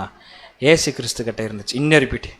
இன்றைக்கெல்லாம் அன்பான சகோதரி, இந்த பாயிண்ட் வரமா சொல்கிறேன், அது எனக்கும் பொருந்து, எல்லாத்துக்குமே போகிறோம். நம்ம வாழ்க்கையில் ஒரு சோதனை வந்துச்சுன்னு வச்சுக்கலே, அன்னைக்கே பொத்துன்னு படுத்துக்கிறது. அது எந்திரிச்சு தட்டி எழுப்பி கூட்டிகிட்டு வரக்குள்ள படாத கஷ்டப்பட்டுருவோம் எல்லாருமே. உண்மைங்களா இல்லையா? தேவன் சொல்லிட்டார், தேவனுடைய பிள்ளைகளுக்கு எது வரக்கூடாது, சோர்வுங்கிறதே வரக்கூடாது, எல்லாத்தையும் பீட் பண்ணிட்டு ஓடிக்கிட்டே இருக்கணும். சரி, இன்னர் பீஸ், இன்னர் பியூட்டி. அடுத்து சொல்கிற பாருங்க, பிலாத்து. நான் இங்கிலீஷில் வாசிச்சு உங்களுக்கு தமிழ் சொல்கிறேன். எவிடென்ட்லி வாஸ் இம்ப்ரெஸ் ஆகிறாராம் இயேசு கிறிஸ்து பார்த்துட்டு, வித் அவர் லார்ட்ஸ் பர்சனாலிட்டி. புரிஞ்சுங்களா? எல்லாரும் கேவலப்படுத்துகிறாங்க, காரி துப்புறாங்க, கோல் அடிக்கிறாங்க, கிரீடத்தை வச்சிருக்கிறாங்க. ஏசு கிறிஸ்து அப்படியே நிற்கிறார். பிலாத்து இப்படி பார்க்குறாரு, என்ன இவர் இப்படியே என்ன பண்ணுறாரு, நிற்கிறாரு. குற்றம் மேலே குற்றம் சொல்கிறாங்க, சிலுவையில் அறைங்கிறாங்க, என்ன அப்படியே நிற்கிறாரு. இவர் யாருக்கு லெசன் எடுத்துகிட்டு இருக்கிறாரு தெரியுங்களா? பிலாத்துக்கு. என்ன சொன்னாருங்க? எங்கள் அப்பா பர்மிஷன் கொடுக்கலன்னா உன்னால் எது என்ன பண்ண முடியாது. அந்த பர்சனாலிட்டி பார்க்குறாரு ஏசு கிறிஸ்து. நான் புரிஞ்சதில்ல, is the noble man, is the perfect man. ஒரு உண்மையான ஒரு பர்ஃபெக்ட் மேனை 1000 குற்றம் சாட்டுங்களே, அவரை ஒதுக்குங்களே, அவரை கேவலப்படுத்துங்களே, அவர் பர்ஃபெக்ட்னஸ்லேருந்து என்ன பண்ண மாட்டாருங்க, வெளியவே போக மாட்டார். இதுக்கு இன்னொரு பேர் இருக்குது, இஸ் தி ஜென்டில்மேன். ஒருத்தர் தவறே செஞ்சுருக்க மாட்டார், எல்லாரும் சேர்ந்து அவர் தப்பு பண்ணிட்டார் அவர் கேவலப்படுத்தி இது பண்ணாலும் அவர் என்ன சொல்ல வரீங்களா, எல்லாரும் சொன்னாலும் என்னோட பர்ஃபெக்ட்னஸ் நான் என்ன பண்ணுவேன், நிற்பேன் அப்படின்னு. அப்படி தான் நின்னார். யாருங்க? நம்முடைய ஆண்டவராகிய இயேசு கிறிஸ்து. எந்த யாரையும் குறை சொல்ல, அப்படியே நின்னார். ஏற்கனவே அவர் இன்னர் பியூட்டி பார்த்து நடுங்கிட்டார். பிலாத்து அடுத்தது இவருடைய பர்ஃபெக்ட்னஸை பார்த்து அப்படியே பூரிச்சு போய் என்ன பண்ணுறாருங்க, நிற்கிறார். அதே மாதிரி அவர் never before had be seen so splendid a specimen of human race. இந்த ஹியூமன் ரேஸ்னால் என்னன்னு கேட்டிங்கன்னா, அந்த யூத ஜனங்கள் என்ன சொல்கிறாருன்னா, எங்களுக்கு ஒரு முறைமை இருக்குது, அந்த முறையின்படி தப்பு செஞ்சுட்டார், அதனால் இவர் மரணத்துக்கு என்னது பாத்திரவான்னு சொல்கிறார். இவர் தேவனுடைய ஆண்டவராக இயேசு கிறிஸ்து பர்சனாலிட்டி பார்த்துட்டு பிலாத்து சொல்கிறார், அந்த மாதிரி மரணத்துக்குலாம் இவர் என்னது இல்லை, பாத்திரவான் இல்லையே அப்படின்னு சொல்கிறார். மூன்றாவது பிலாத்து என்ன சொல்கிறாரு பாருங்க, நாட் ஒன்லி தி ஜூ. அவர் சொல்கிறப்ப not only the Jew above all others Jew but man above. இருங்க, என்னோடது இங்கே போயிடுச்சு, மன்னிச்சுக்குங்க.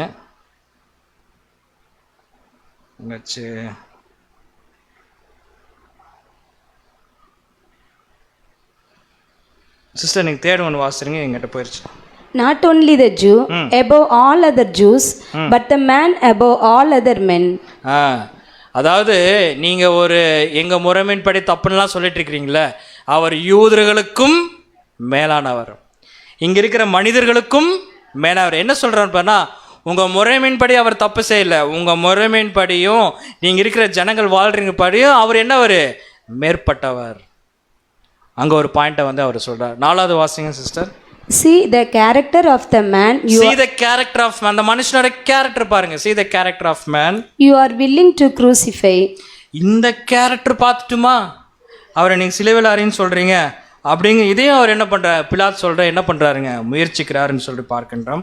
அடுத்து வாசிங்க sister. Note that he has the most kingly features. இல்லை அது வேண்டாங்க, last பாயிண்ட்டுங்க. As though he would say, do you really wish me to crucify such a noble sample of humanity? அதாவது ஹியூமனிட்டி, ஒரு மனிதன் எப்படி இருக்க வேண்டும் என்பதுக்கு ஒரு அடையாளமாக இருக்கிறார். அந்த தாழ்மை பார்த்து அந்த மனுஷனை இப்போ நான் கடைசியாக கேட்குறேன், சிலுவையில் அறைய வேண்டுமா அப்படின்னு கேட்குறார். இதுக்கெல்லாம் அவங்க என்ன சொன்னாங்க தெரியுங்களா, சிலுவையிலை அறையும் அப்படி சொன்னார். இதெல்லாம் சொல்லிக்கின்ற பொழுது இயேசு கிறிஸ்து தலையில் என்ன போட்டிருந்தார் தெரியுங்களா, முள் கிரீடம் போட்டிருந்தார். சரிங்களா? சரி, ராஜாவான்னு கேட்டார், ஒரு ராஜா தான் சொன்னார். அப்படின்னா ஏற்கனவே இந்த பூமியில் எல்லா ஆசீர்வாதத்தை பெற்றுக்கொண்டு ஒருத்தர் ராஜா மாதிரி இருந்திருக்கிறார். அது எனக்கு நல்லா தெரியும். அந்த ராஜா யார்? அவர் தான், வேறு யாருமே கிடையாது. ஆதாம். ஆதாம் ராஜாவா?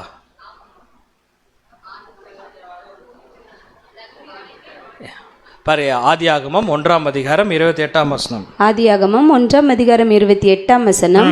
பின்பு தேவன் அவர்களை நோக்கி, நீங்கள் பலுகி பெருகி, அதாவது பாருங்க, நீங்க பலுகி பெருகி, ஜெனரேஷன் பலுகி பெருகி பூமியை நிரப்பி. பூமி என்ன பண்றானுங்க, இப்ப நிரப்பிட்டாங்க, ஆனா பாவத்தில் நிரப்பி வச்சிருக்கிறாங்க.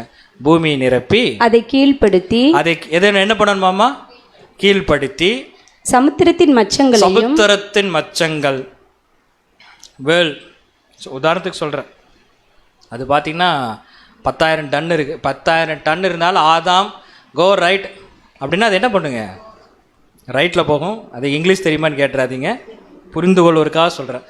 ஆதாம் சொல்வதில் என்ன பண்ணுங்க, கேட்கும். ஆகாயத்து பறவைகளையும், ஆகாயத்தை என்ன பண்ணுறதுங்க, பறவைகள் அங்கே பறக்காதா, அங்கே போ அப்படின்னா என்ன பண்ணுங்க, பறவைகள் போகும். பூமியின் மேல் நடமாடுகிற சகல ஜீவ ஜந்துக்களையும் ஆண்டு கொள்ளுங்கள். அப்ப என்ன சொன்னார் பார்த்தீங்கன்னா, வானம் பூமி நான் படைச்சது எல்லாமே ஆதாம் என்ன பண்ணு, ஆளுகை செய் அப்படின்னு சொன்னார். எப்போ ஆதாம் அந்த கனியை சாப்பிடாத வரைக்கும் தான். சாப்பிட்ட பின்னாடி என்னாச்சு, என்னாச்சுங்க, கரெக்டு. ஒன்று என்ன பண்ணுதுங்க, எதுவுமே கீழ்ப்படுகிறது இல்லை, எதுவுமே என்ன பண்ணலீங்க, கீழ்ப்படியவே இல்லை, எல்லாம் ஆப்போசிட்டாக நடக்க ஆரம்பிச்சிருச்சு. அப்போ என்னாச்சுன்னா ஆதாம் பாருங்க, ஆடம் அண்ட் ஈவ் இவங்க கண்ட்ரோலில் தான் எல்லாமே இருந்துச்சு. ஆதாம் ஒரு ராஜா மாதிரி இருந்தார். இப்போ இந்த ராஜாவுக்கு என்ன இருக்குன்னு பார்த்தீங்கன்னா 4 விஷயங்கள் இருக்குது. எல்லாம் கீழ்ப்படுகின்ற பொழுது ஆதாம் பெற்றது, அதுதான் உங்களுக்கு ஒரு 4 பாயிண்ட் இங்கே போட்டிருக்கிறேன், உங்களுக்கு லெஃப்ட் சைடில் வரும். அதிகாரம் உள்ளவராக இருந்திருக்கிறார். இவர் என்ன சொன்னாலும் என்ன பண்ணுங்க, கேட்கும். அதிகாரம் சொல்லுகின்ற பொழுது இவருக்கு மீறி அதிகாரம் செலுத்த அங்கே யாரும் இல்லை. அதே மாதிரி ஆளுமை மிக்கவராக இருந்திருக்கிறாரு. எந்த விலங்குனாலும் சரி, சமுத்திரத்தின் மச்சங்களாலும் சரி, ஆகாயத்து பறவைனாலும் சரி, எது சொன்னாலும் என்ன பண்ணுங்க, கேட்கும். ஒரு ஆளுமை உள்ளவராக இருந்திருக்கிறார். 3வது ஆசீர்வாதம். என்ன ஆசீர்வாதம் அப்படின்னா எல்லாமே ஆதாம் கிடைக்கும். அவர் பாட்டுக்கு சந்தோஷமாக என்ன பண்ணலாங்க, சாப்பிடலாம், போய் உழைக்க வேண்டிய அவசியம் இல்லை, வேர்வை சிந்த வேண்டிய அவசியம் இல்லை. அந்த அம்மா குழந்தை பிறக்கல, ஒரு வேளை பழகி பெருகி சொல்லுகின்ற பொழுது மேபி இருந்திருக்கலாமான்னு தெரில. பட் சொல்கிறேன், ஒரு வேளை குழந்தை பிறந்திருந்தாலும் பிரசவ வேதனை என்ன பண்ணியிருக்காங்க, வந்திருக்காது. அது நம்மளால் அது சொல்ல முடியாதனால அந்த பாயிண்ட்டை மட்டும் பெண்டிங் வைக்கிறோம். எல்லா விதமான ஆசீர்வாதம் இருந்திருக்கும். அதே மாதிரி மரணத்துக்குள்ளே போயிருப்பாரா, மரணத்துக்குள்ளே என்ன பண்ணியிருக்க மாட்டாருங்க, போயிருக்க மாட்டார். அதிகாரம் உள்ளவராக இருந்திருப்பார், ஆளுமை செய்யக்கூடியவராக இருந்திருப்பார், ஆசீர்வாதத்தை பெற்றுக்கொள்ள ஒரு மனிதனாக இருந்திருப்பார், ஜீவனை கொடுக்கிறவரும் ஜீவன் உள்ளவராகவும் இருந்திருப்பார். என்னைக்கு கீழ்ப்படியாமைக்குள்ளே போனாரோ அன்றைக்கி ஃபஸ்ட்டு எதை இழக்கிறாருங்க, அதிகாரத்தை என்ன பண்ணுறாருங்க, ஃபஸ்ட்டு அதிகாரத்தை இழக்கிறார். ஆளுமை என்ன பண்ணுறாருங்க, இழக்கிறார். எந்த விலங்கும் என்ன பண்ண மாட்டேங்குது, ஆதாம் சொல்கிறது கேட்க மாட்டேங்குது. சரிங்களா? ஆசீர்வாதம் அதுதான் நம்ம படிச்சு, ஆசீர்வாதத்தை முழுமையாக இழந்துட்டார். உனக்கு முள்ளும் குறுக்கும் தான் இருக்கும், உன் வேர்வை சிந்தி தான் நீ என்ன பண்ணணும், நீ சாப்பிட வேண்டும். அதே மாதிரி ஸ்திரீகளுக்கு சொல்லும் போது என்ன சொன்னேன், ஒவ்வொரு முறையும் குழந்தை பெறுகின்ற பொழுது பிரசவ வலி கண்டிப்பாக என்ன பண்ணும், வரும். ஒவ்வொரு முறையும் ஒரு ஸ்திரீ பிரசவ வேதனை அடைகின்ற பொழுது அந்த ஸ்திரீ எதை உணர வேண்டும் என்றால், நாம் யாருக்கு பழத்தை கொடுத்துட்டோம், நாங்கள் எங்கள் பிரதர் கொடுத்தோம் அப்படின்னு மைண்ட் வாய்ஸ் வருது. பட் இந்த மைண்ட் வாய்ஸில் அது உணர்ந்து கொள்ள வேண்டும். பாருங்களா, வலி வருதுன்னா இது நம்ம பாட்டி கொடுத்ததுனால வச்சுங்களேன், பாட்டி பெற்ற சாபம் யார், அந்த அம்மா. இதை உணர்ந்து கொள்ள வேண்டும், ஒவ்வொரு சூழ்நிலையிலும் உணர்ந்துக்கணும். அதனால் என்ன இழந்துட்டோம், ஜீவனை இழந்துட்டோம். ஸோ ஒரு கிங்கு மாதிரி ஒருத்தர் இருந்தார். இப்போ கடைசியில் என்ன ஆச்சுன்னு பார்த்தீங்கன்னா, எதுவுமே இல்லாமல் எல்லா அதிகாரத்தையும் இழந்தவராக இருக்கிறார். இப்போது வாழ்க்கை முழுவதும் அவளுக்கு என்னவா மாறிடுச்சுங்க, ஒரு சாபமாக, ஒரு முள்ளாக மாறிடுச்சு. சில வசனங்கள் புரிந்து கொள்வதற்காக போட்டிருக்கேன். நீதிமொழிகள் 15-19 வாசிங்க. நீதிமொழிகள் 15ஆம் அதிகாரம் 19ஆம் வசனம். சோம்பேறியின் வழி முள்வேலிக்கு சமானம், நீதிமானுடைய வழியோ ராஜபாதை. அப்படின்னா முள்வேலி எதற்கு அடையாளமாக இருக்குன்னு பார்த்தீங்கன்னா, ஒரு ஆசீர்வாதம் இல்லாத ஒரு வாழ்க்கை. சரிங்களா, நான் சில வசனங்கள்லாம் ஸ்கிப் பண்ணிட்டே வரேன், நீங்கள் வேணால் நோட் பண்ணிக்கங்க. எபிரேயர் 6ஆம் அதிகாரம் 8ஆம் வசனம் படிங்க. எபிரேயர் 6ஆம் அதிகாரம் 8ஆம் வசனம். முள்செடிகளையும் முள்பூண்டுகளையும் முளைப்பிக்கிற நிலமோ தகாததாயும் சபிக்கப்படுகிறதற்கு ஏற்றதுமாயும் இருக்கிறது. ஒரு முள் செடி, ஒரு முள் பூண்டு, ஒரு முள் வந்துச்சாலே அது என்னன்னு பார்த்தீங்கன்னா தகாதது, ஒரு சாபம். சரிங்களா, நீங்கள் என்னாகமம் 33, நீங்கள் வாட்ச் 55, அதே மாதிரி ஏசாயா 34:13 வசனம் கொடுத்துருக்குற நோட் பண்ணிங்க. முள் என்றாலே முழுவதுமாக ஒரு சாபத்தை அடையாளப்படுத்தும். ஒரு ஊமை இருக்குது, விதை விதைக்கிற ஒரு ஊமை இருக்குது. அதில் ஒரு விதை எங்கே விழுந்துச்சாமா, முள்ளுள்ள நிலத்தில் விழுந்துச்சாமா. விழுந்தோடனே என்னாச்சு, நல்லா வளர்ந்துச்சு. எது, செடி வளர்ந்துச்சு, கூட எது வளர்ந்துச்சுங்க, முள்ளும் வளர்ந்துச்சு. கடைசியில் எது ஜெயிச்சுது, முள்ளு தான் என்னாச்சுங்க ஜெயிச்சுது. அப்படி தான் என்னென்னா, வளர மாதிரி தெரியும், ஆனால் முள் என்ன பண்ணிடுங்க, நறுக்கிடும். அப்போ முள்ளுள்ள இடத்துல எந்த ஒரு அறுவடையும் செய்ய முடியாது, அது சாபம். புரிஞ்சுதுங்களா? இப்போ ஒரு யோசிச்சு பாருங்க, பழைய ராஜாக்கு எல்லாமே இருந்துச்சு, ஆனால் அது என்ன ஆயிடுச்சுங்க, கம்ப்ளீட்டாக சாபமாயிருச்சு. இப்போ ஒரு பாயிண்ட் உங்களுக்கு புரிந்து கொள்வதற்காக சொல்கிறேன், அப்புறம் நம்ம ரிலேட்டட் பண்ணி பார்க்கலாம். இன்றைக்கி மனிதன், நீங்கள் எல்லாருமே சேர்ந்து சொல்லலாம், மனிதன் ஒரு தவறு செய்கிறார் அப்படின்னா, நல்லா புரிஞ்சு, ஒரு மனிதன் தவறு செய்கிறார் அப்படின்னா எப்படி தவறு செய்கிறதுக்கு வாய்ப்புகள் உண்டு. நான் ஒன்று கேட்குறேன், ஒரு தவறான விஷயத்தை நம்ம கேட்டு இம்ப்ளிமெண்ட் பண்ணுறதுனால கரெக்டுங்களா? அடுத்த தப்பு நம்ம எதில் செய்வோம், ஒரு எக்ஸாம்பிள் காது சொல்லியிருக்கிறேன். அடுத்த தப்பு என்ன செய்வோம், கண்ணு. தேவையில்லாதது என்ன பண்ணுறதுங்க, பார்க்கறது. உண்மையா இல்லையா? தேவையில்லாததை பார்க்கறது கண் மிகப்பெரிய, அதில் கண்ணில் நிறையா இருக்குது. மேட்டிமை கண், பொறாமை கண், அந்த கண், இந்த கண், கண்ணு படாத கஷ்டம். அதுக்கப்புறம் இன்னொன்று இருக்கே, வாய். வாயில் என்ன பண்ணுறோம், வாயை கொளுத்தி கொளுத்தி போடுறது தான் நான் வேலையே. கரெக்டுங்களா? நாவும் நெருப்பு தான். கம்ப்ளீட்டாக கூட சொல்லியிருக்க மாட்டோம், நீ அவரை கொஞ்சம் நல்லா நோட் பண்ணி பாருன்ட்டு போயிடுவோம், முடிஞ்சுது. அவர் எதுக்கு சொன்னார், ஏன் சொன்னாருன்னு தெரில. நம்ம என்ன பண்ணுறப்போ அது அவரே பார்த்துட்டு இருக்கிறோம். அவருக்கு ஒரு முறை கூச்சமாரி, ஏன் இவர் நம்மளை ஊற்று பார்த்துட்டு இருக்காரு. அப்புறம் ஒரு வாரம் கழிச்சு வந்து கேட்ப, நீ ஒரு நோட் பண்ண சொன்னியே, ஒரு வாரமாக அவரே பார்த்துட்டு இருந்தேன் அப்படின்னு. அப்புறம் அவர் சொல்லுவார், இல்லை அவர் நல்ல கேரக்டர் இருக்கார், அதையே பார்க்க சொன்னார். புரிஞ்சுதுங்களா?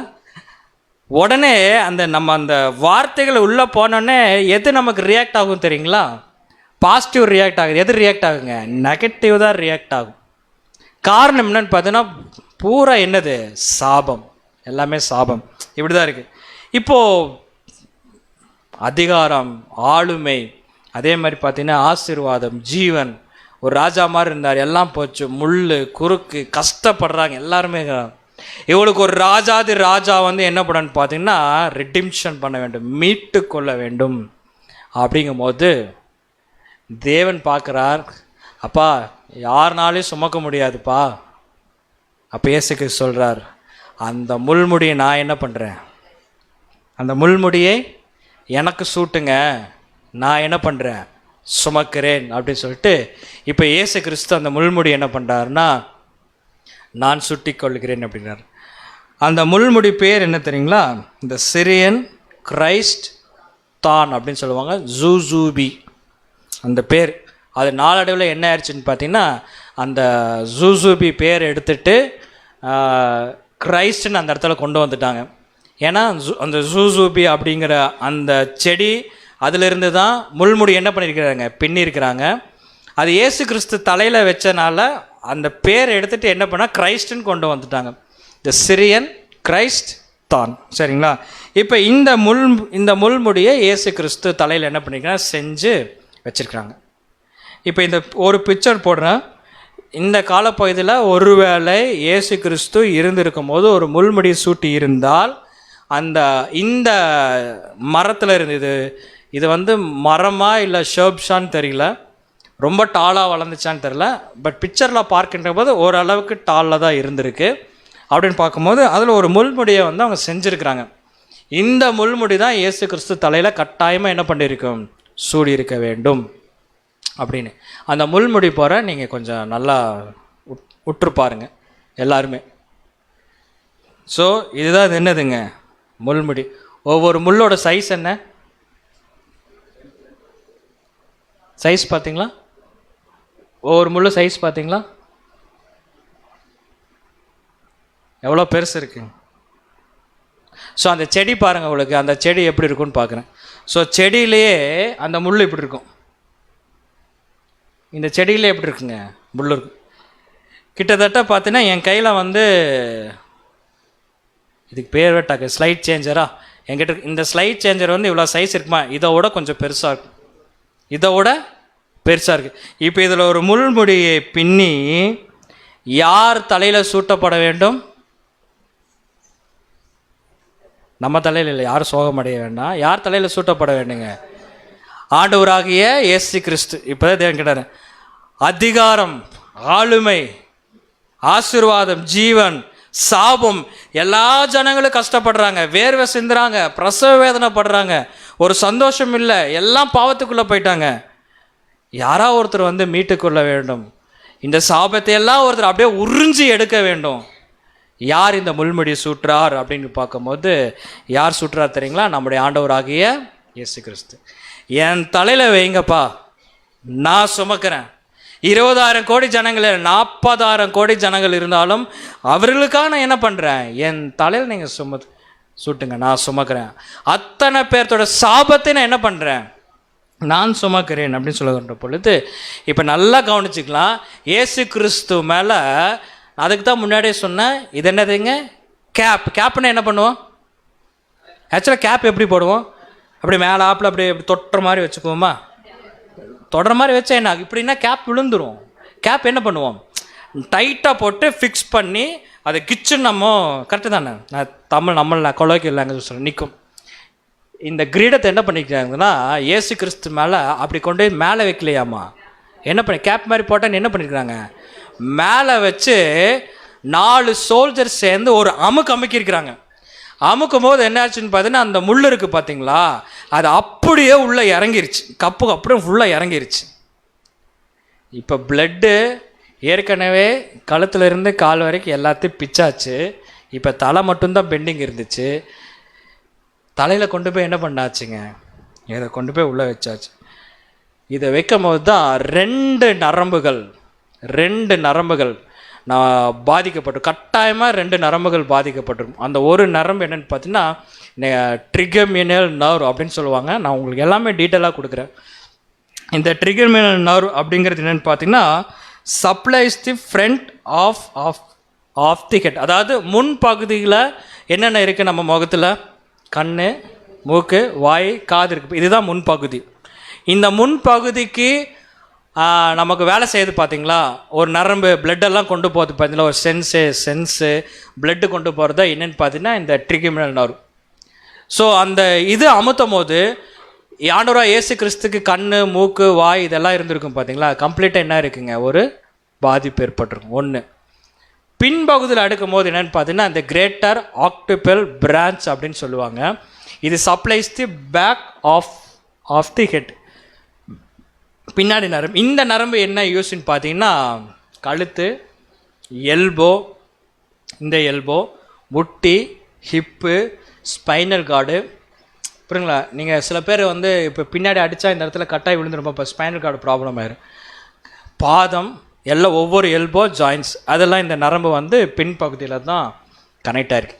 இப்போ யோசிச்சு பாருங்கள், இயேசு கிறிஸ்துக்கு வந்து இப்போ என்ன பண்ணியிருக்காங்க, அப்படி வச்சு அமுத்தும் போது 2 நரம்புக்குள்ளேயும் என்ன போயிடுச்சுன்னு பார்த்தீங்கன்னா அந்த முள் என்ன பண்ணிருச்சுங்க, போயிடுச்சு அப்படின்னு சொல்லி பார்க்குறோம். ஃபஸ்ட்டு நான் சொன்ன மாதிரி அந்த ட்ரெகிமினல் நர்வ், உங்களுக்கு அதை நான் போடுறேன், அது எப்படி இருக்குன்னு மட்டும் நீங்கள் பாருங்கள். ஸோ இந்த ட்ரெகிமினல் நர்வுங்கிறது இதுதான் மெயின் பாயிண்ட். ஸோ இயேசு கிறிஸ்துக்கு என்ன பண்ணுறாங்கன்னா இந்த இடத்துல வச்சு இந்த கேப்பில் வந்து அந்த முள்முடி சூட்டுறாங்க. சூட்டும் போது அந்த முள் இருக்குது பார்த்தீங்களா, அப்படியே உள்ளே இறங்கி இங்கே என்ன ஆயிடுச்சுங்க, அந்த நர்வு அப்படியே கிழிச்சு உள்ளே போயிடுச்சு. அப்படிங்கும்போது இந்த இடத்துல வந்து ஒரு சின்ன ஒரு டாட்டு, ஒரு பிளட்டு மட்டும் ஒரு சின்ன லைட்டாக கிளாட் ஆனாலே இங்கே ஃபுல்லாக பெயின் வர ஆரம்பிச்சிடும். கண், இந்த இடம், வாய், பல், மூக்கு, வலி தாங்க முடியாது. தெரியுங்களா? வலி என்ன பண்ண முடியாதுங்க, தாங்க முடியாது. ஒரு சில்லுன்னு காற்று பட்டால் முடியாது, காற்று பட்டால் வலிக்கும். அவரால் பேச முடியாது. நல்லா புரிஞ்சுங்க, இயேசு கிறிஸ்துவால என்ன பண்ண முடியாதுங்க, பேச முடியாது. அவர்னால பார்க்க முடியாது, அவர்னால நிற்க முடியாது, ஏன்னா பின்னாடி எதுவும் பாதிப்பாயிருச்சு. ஆனால் எப்படி பேசினார், எப்படி பிலாத்து கூட பேசினார்னு தெரில, எப்படி நின்னாருன்னு தெரில, எப்படி 53 கிலோ தூக்கிட்டு போனாருன்னு தெரியல. அதனால தான் அந்த ஃபாரன்சிக் பேத்தாலஜி சொன்னாங்க, நம்மளால் விவரித்து என்ன பண்ண முடியல, எழுத முடியல, அவ்வளோ தெரிஞ்ச வரைக்கும். இந்த ட்ரெகிமினல் நர்வ் இது மட்டும்தான் அப்படின்னு பார்க்க வேண்டாம், இதுதான் மெயின். நான் உங்களுக்கு இன்னொரு பிக்சர் போடுறேன் புரிந்து கொள்கிற மாதிரி, நீங்கள் அது பாருங்கள் எப்படி அந்த பிரான்ச் போகும் அப்படின்னா. ஸோ இதுதான் பிரான்ச். ட்ரெகிமினல் நர்வ் இங்கே இருக்குது, நம்ம இங்கே இருக்கும்போது இங்கே இதோட பிரான்ச் தான் அப்படியே உங்களுக்கு ஸ்ப்ரெட் ஆகும் தலையில், அப்படியே அந்த பிரான்ச் போய் கண்ணுக்கு, மூக்குக்கு, வாய்க்கு, தொட்டை முழுவதுமாக என்ன ஆகும்னு பார்த்தீங்கன்னா இதாகும். ஆக்சுவலாக இயேசு கிறிஸ்துக்கு வந்து அமுத்தும் போது கண்ணில் தாங்க முடியாத வலி, சீக்ஸில் தாங்க முடியாத வலி, வாயில் தாங்க முடியாத வலி, மூக்கில் தாங்க முடியாத வலி. அவரால் காற்று பட்டாங்க கூட நிற்க முடியாது, தொட முடியாது. நல்ல ஒரு பல்லு வலியில் வீங்கிட்டு இருக்கும் போது, யாராவது ஒருத்தர் பல்லு வலியில் வீங்கிட்டு இருக்கும் போது அவர் போய் லைட்டாக கிள்னா என்ன ஆகும், நம்மளை கிள்ளி வச்சிருக்காரு, வலி கரெக்டுங்களா? அவ்வளோ வந்து சென்சேஷன். அதுக்கப்புறம் பிரெயின் இருக்குது பார்த்தீங்களா, கம்ப்ளீட்டாக ஃபங்க்ஷன் ஆகிறது ஸ்டாப் ஆயிரும். சரிங்களா? அந்த அளவுக்கு வெயின். இது வந்து ஒரு பார்ட்டு தான்.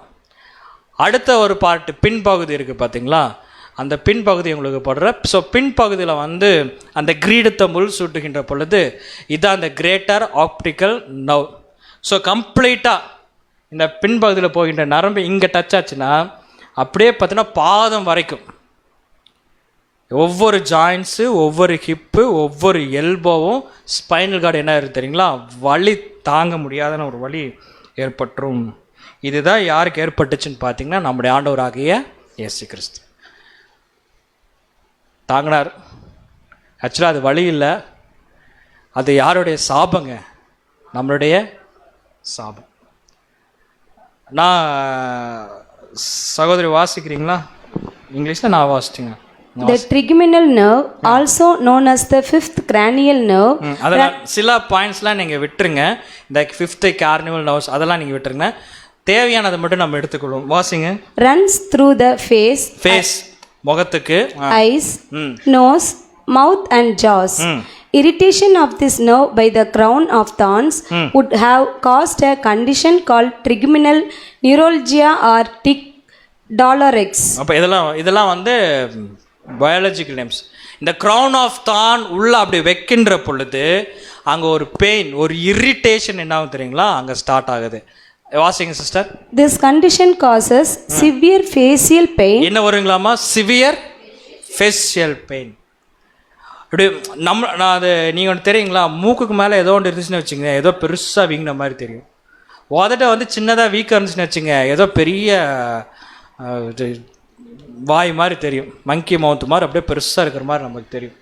ஏன்னா ஃபேஸுக்கு வந்து அந்த ஒரு இது இருக்குது. இப்போ இயேசு கிறிஸ்துக்கு தாங்க முடியாத முகத்தில் வலி. வாசிங்க.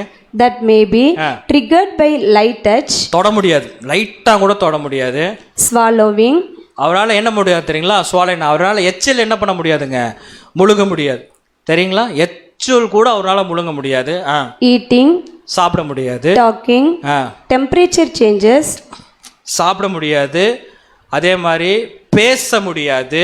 அதே மாதிரி அந்த டெம்பரேச்சர் அவனால் சூடு சரி குளிர்ச்சியும் சரி அவரால் தாங்க முடியாது. and exposure to wind. அப்போ அவரால் எக்ஸ்போஷர், காற்றுல வந்து என்ன பண்ண முடியாதுங்க? நிற்க முடியாது, வலி தாங்க முடியாது, நடுக்கம் வரும். தொடர்ந்து வாசிங்க. stabbing pain. ஸ்டாப்லிங் பெயின் எடுத்தீங்களா? அந்த ஒத்த தலைவலியும்பாங்க, போட்டு சுத்தில் வச்சு அடிக்கிற மாதிரி. அந்த மாதிரி தொடர்ந்து பெயின் கண்டினியூஸாக அங்கே இருந்துகிட்டே இருக்கும். அதான் stapling pain. radiates around the eyes, over the forehead. அப்புறம் அந்த பெயின் எங்கே இருக்குன்னு பார்த்தீங்கன்னா இந்த கண்ணு, வலி தாங்க முடியாத ஒரு வலி இந்த கண்ணிலையும் இந்த தலை மேலே இருக்கும். the upper lip, nose. அப்போ லிப்புக்கு மேலே, நல்லா தெரிஞ்சுங்க, லிப்புக்கு மேலே, நோஸில், cheek, சீக்ஸ், சீக்னா இது, the side of the tongue and the lower lip. Side of the டங்னா டங்குக்குள்ள ரெண்டு சைடும், அதுக்கப்புறம் லோயர் லிப் கீழே. spasmodic episodes of stabbing, lancinating and explosive pain are often more agonizing during times of fatigue or tension. அப்படின்னா என்னன்னா fatigue or இந்த line எங்கே வந்துச்சு? பெயின் மோர் ட்ரம்ஸ் ஃபேட்டிக் ஆர் டென்ஷன்னா உடல் என்னன்னா அப்படியே சோர்வடைஞ்சு ஒரு மாதிரி பலவீனமாகி கோவம் வந்துடும். அந்த மாதிரி ஒரு அப்நார்மல் கண்டிஷனில் ஒரு மனிதன் போயிடுவார். என்னதான் அப்நார்மல் கண்டிஷன் மனிதன் போவான், ஆனால் இந்த நோபல் மேன் இருக்கார் பார்த்தீங்களா, இந்த இன்னர் மேன் இருக்கார் பார்த்தீங்களா, இன்னர் பியூட்டி, இந்த மார்வலஸ் மேன், இதெல்லாம் படிக்கல, அவர் என்ன பண்ணலைங்க? எதுவுமே கண்டுக்கல. வலி இருந்துச்சு, வலிலாம் இல்லாமல, ஆனால் பொறுத்துட்டு இருந்தார். இந்த இந்த முள்ளு போனாலும் என்ன ஆகுமாமா? வாசிங்க சிஸ்டர். It is said இல்லை இதில் இருந்து the thorns would have cut into the large supply of blood vessels in the head area. Jesus would have bled profusely, contributing the increasing hypovolemic shock. Okay, அதோட போதும். அப்போ இந்த நரம்புக்குள்ளே போனனால நவுஸில் என்ன இருங்க கட்டானதுனால அவருக்கு என்ன வரக்கு வாய்ப்புகள் இருக்குது அப்படின்னு பார்த்தீங்கன்னா இந்த ஹைப்போவாலமிக் ஷாக். இந்த ஹைப்போவாலமிக் ஷாக் அப்படிங்கிறது வேறு ஒன்றுமே கிடையாதுங்க. இந்த ஹைப்போவாலமிக் ஷாக் வந்துச்சுன்னா இந்த இடத்துல எல்லாம் தாங்க முடியாத வலி வரும். எங்கே உங்களுக்கு புரிஞ்சிருக்கும் பாருங்கள், முகத்தில், இந்த எல்போவில், ஹார்ட்டு தான் பயங்கர பெயினாக இருந்திருக்கும். அப்புறம் ஃபுல்லாக ஸ்பைனல் கார்டு முட்டியில். இதான் ஹைப்போவாலமிக் ஷாக் அப்படின்னு சொல்லுவாங்க. இந்த ஷாக் வந்துச்சுன்னா மேக்ஸிமம் பார்த்தீங்கன்னா ஃப்ராக்ஷன் ஆஃப் செகண்டில் செத்து போயிடுவாங்க. ஹார்ட் என்ன தெரியுங்களா, அந்த பம்பிங் இருக்குது பார்த்தீங்களா, ஓவராக பம்பாகி பர்ஸ்ட் ஆயிரும். இப்போ இயேசு கிறிஸ்து நம்முடைய சாபத்தை முள்முடி சூட்டும் போது என்ன பண்ணாருங்க? அப்படியே தான் நின்றுட்டு இருந்தார். இப்போ அதனால தான் பிலாத்து வந்து கேட்டார், இவர் மேலே நான் ஒரு குற்றத்தையும் நான் என்ன பண்ணல காட்டவே. ஆனால் பிலாத்துக்கு தெரியாது, இவர் குற்றம் செஞ்சு நிற்கல, பாவம் செஞ்சு நிற்கல, குற்றத்தையும் பாவத்தையும் சாபத்தையும் நமக்காக சுமந்து நிற்கிறார் என்பதே பிலாத்துக்கு தெரியல. ஆனால் தேவனுக்கும் ஆண்டவராகிய இயேசு கிறிஸ்துக்கு கிளியராக என்ன பண்ணியிருக்குங்க? தெரிஞ்சிருக்கு. சரிங்களா? அந்த இதெல்லாம் ஆக்சுவலாக பார்த்தீங்கன்னா நம்ம சுமக்க வேண்டியது, நம்மளோடையது. ஆனால் ஒரு மனுஷன் என்ன பண்ணிட்டார் தெரியுங்களா? சுமந்துட்டார். ஏசாயா 53 அதிகாரம் வசனம் 4-5. ஏசாயா 53 அதிகாரம் வசனங்கள் 4 மற்றும் 5. மெய்யாகவே அவர் நம்முடைய பாடுகளை ஏற்றுக்கொண்டு, மெய்யாகவே, பொய்யெல்லாம் இல்லை, மெய்யாகவே நம்முடைய பாடுகளை அவர் என்ன பண்ணாருங்க? ஏற்றுக்கொண்டார். Voluntarily accepted. பின்பு நான் யாரை அனுப்புவேன் அப்படின்னு பரலோகத்தில் கேட்கின்ற போது, நான் போகிறேன் ஆண்டவரே, நான் இயேசு கிறிஸ்து சொல்கிறேன், நான் போகிறேன், என் மேலே வைங்க, அந்த கிரீடத்தை என் மேலே வைங்க, நான் சுமக்கிறேன். நரம்பு கட்டாகுமா, பல்லு வலிக்குமா, மூக்கு வலிக்குமா, ஹார்ட் நின்று போயிருமா, நான் சுமக்கிறேன். நான் அன்பு வச்சிருக்கிறேன், என்னோட சரீரத்து மேலே என்ன வச்சிருக்கிறேன்? அன்பு வச்சிருக்கேன். உண்மையான நேசர் அவர் மட்டும்தாங்க. உண்மையான நேசர் அவர் மட்டும்தான். வீட்டில் கூட நேசர் இருக்கலாம், நல்லா டூப்ளிகேட். ஒரிஜினல் அவர் தான். நான் ஸ்பிரிச்சுவல் மீனிங்கில் பேசிகிட்டு இருக்கிறேன். நீங்கள் யாரும் தப்பாக நினச்சிக்க வேண்டாம். ஐயோ நம்ம கணவரை வந்து டூப்ளிகேட்டுன்ட்டாங்க அப்படின்லாம் யாரும் நினச்சிக்க வேண்டாம். நான் ஸ்பிரிச்சுவல் மீனிங்கில் பேசிகிட்டு இருக்கேன். உண்மையான நேசர் யாருங்க? அவர் மட்டும்தான். அவரை மாதிரி ஒரு நேசர்லாம் இல்லை. இதெல்லாம் சும்மா ஒரு அப்படியே நம்மளே ஓகே இந்த பூமியில் டெம்பரவரியாக இருக்கிறது அவ்வளோதான். நேசர் நமக்காக ஜீவன் கொடுப்பார். இங்கே ஒரு நேசர் ஜீவனுக்கு மேலேயும் ஒருத்தர் கொடுத்துட்டார். மெய்யாகவே நம்முடைய பாடுகளை ஏற்றுக்கொண்டு நம்முடைய துக்கங்களை சுமந்தார். நாமோ அவர் தேவனால் அடிபட்டு வாதிக்கப்பட்டு சிறுமைப்பட்டவர் என்று எண்ணினோம். நம்முடைய மீறுதல்களின் நிமித்தம் அவர் காயப்பட்டு நம்முடைய அக்கிரங்களின் நிமித்தம் அவர் நொறுக்கப்பட்டார். நம்ம செஞ்ச அக்கிரமத்துக்காக அவர் நொறுக்கப்பட்டு நமக்கு சமாதானத்தை உண்டு பண்ணும் ஆக்கினை அவர் மேல் வந்தது. சமாதானம் உண்டு பண்ணோன்னு, ஆனா ஆக்கினை அவர் மேல் வந்தது. அவருடைய தழும்புகளால் குணமாகிறோம். அவருடைய தழும்புகளால் குணமாகிறோம். தெரியுங்களா? இந்த மாதிரி முள்முடி சூட்டுகளுக்கு தான் ஞானஸ்தானம் அப்படின்னு இயேசு கிறிஸ்து சொன்னார்னு வச்சுக்கிங்க. எல்லாம் ரொம்ப அமைதியாயிட்டீங்க. இந்த மாதிரி யார் முள்முடி சூட்டுகிறார்களோ அவளுக்கு தான் ஞானஸ்தானம் கொடுக்கப்படும். அவர்கள் தான் கிறிஸ்தவர்கள் இயேசு கிறிஸ்து சொல்லியிருந்தார்னு வச்சுங்க. என்ன நடந்திருக்கும் இவருங்க? ஆண்டவரே கிரீடமெல்லாம் நீங்களே சுகி. யார் மேக்ஸிமம் யாராச்சும் சுட்டுவாங்களா? சூட்ட மாட்டாங்க. ஒரு மாதிரி அது ஒரு விக்கிர ஆராதனையாக போயிடும். எப்படி புறஜா ஜனங்களை எடுத்து கம்பி எடுத்து நாக்குக்குள்ளே குத்திக்கிறாங்க, இங்கே விட்டு இங்கே வெளியே எடுக்கிறாங்க. அதனால ஏதோ பிரயோஜனம் இருக்கா? ஒரு பிரயோஜனம் அங்கே இல்லை. அந்த மாதிரிலாம் தேவன் நமக்கு சொல்லவே இல்லை. ஆக்சுவலாக எல்லாத்தையும் இவர் சுமந்தார். ஆனால் என்ன நடந்திருக்குன்னு பார்த்தீங்கன்னா, இன்னொரு வசனம் வாசிக்கலாம் பாருங்கள். 2 கொரிந்தியர் 5:21. 2 கொரிந்தியர் 5:21. நாம் அவருக்குள் தேவனுடைய நீதியாகும்படிக்கு பாவமறியாத அவரை நமக்காக பாவமாக்கினார். பாவமறியாத அவரை நமக்காக என்ன பண்ணிக்கிறாருங்க? பாவமாக்கினார். அதனால தான் பிலாத்து தேடி தேடி படிச்சுட்ட பாவமே நான் என்ன பண்ணல, கண்டுபிடிக்கவே முடியலையே அப்படின்ட்டு. அவர் பாவம் செய்யவில்லை, நமக்காக என்ன பண்ணிக்கிறாரு? பாவமாக்கி இருக்கிறார். பிலாத்து பேசுகிறாங்க. சரி, அந்த பாயிண்ட் பின்னாடி வருவோம். அப்போ அது ரொம்ப அது கொஞ்சம் டச்சிங்காக இருக்கும். எல்லாரும் குற்றம் சுமத்துறாங்க, ஆனால் அவர்கிட்ட என்ன இல்லைங்க? பாவம் இல்லை. பொய் சொல்லி தான் அவரை கொண்டு போய் என்ன பண்ணுறாங்க இருக்கிறாங்க. இதில் ஒரு பெரிய கொடுமை என்ன தெரியுங்கன்னா, இந்த தகன பலிக்கு யார் கட்டைகளை அடுக்க வேண்டும் என்று பார்க்கின்ற பொழுது ஒரு ஆசாரியர், ஒரு மனுஷன் வந்து தகன பலி செலுத்த வேண்டும்னா அந்த ஆட்டையை கொண்டு வந்து யார்கிட்ட கொடுத்துருவாருன்னா ஆசாரியர்கிட்ட கொடுத்துருவார். ஆசாரியர் என்ன பண்ணுவார்? துண்டு துண்டாக வெட்டி கட்டைகளை அடுக்கி அதுக்கப்புறம் என்ன பண்ணுவாருன்னா பலியை செலுத்துவார். வசனம் வாசிக்கலாம் பாருங்கள். லேவியராகமம் வசனம் 1:6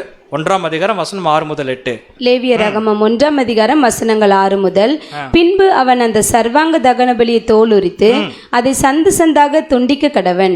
அப்பொழுது ஆசாரனாகிய ஆரோனின் குமாரர் பலிபீடத்தின் மேல் அக்கினியை போட்டு அக்கினியின் மேல் கட்டைகளை அடுக்கி, அக்கினியின் மேல் கட்டைகளை அடுக்கி, யாரு? ஆசாரியர் கட்டைகளை அடுக்கி, அவன் குமாரராகிய ஆசாரியர்கள் துண்டங்களையும் தலையையும் கொழுப்பையும் பலிபீடத்தில் உள்ள அக்கினியில் இருக்கிற கட்டைகளின் மேல் அடுக்கி வைக்க கடவர்கள். அப்போ வந்து இஸ்ரேல் ஜனங்கள் அந்த விலங்கை மட்டும் கொண்டு வந்து கொடுத்துட்டா போதும். இது ஒரு கேஸ். அடுத்து இதில் பாருங்க, ஆபிரகாம் இதில் அந்த மோரியா மலைக்கு வந்துட்டாங்க. கீழே இருந்து மலைக்கு மேலே போக வேணும். அப்போ ஆபிரகாம் என்ன சொன்னார்? வேலைக்காரர் பார்த்துட்டு நாங்கள் போயிட்டு பலி செலுத்திட்டு வர்றோம்னு சொன்னார். அப்போது கீழே இருந்து மேலே கட்டைகளை கொண்டு போகணுமில்ல. யார் கொண்டு போனார் கட்டைகளை? ஈசாக்கு என்ன பண்ணார் தெரியுங்களா? ஈசாக்கு கொண்டு போகிறார். அந்த ஈசாக்கு கொண்டு போய் அந்த கட்டையே வாங்கி அடுக்கி அந்த கட்டைக்கு மேலே யாரை படுக்க வைக்கணுங்க? ஈசாக்கு படுக்க வச்சு என்ன பண்ணுவானுங்க? பலி செலுத்தணும். நல்லா புரிஞ்சுங்க.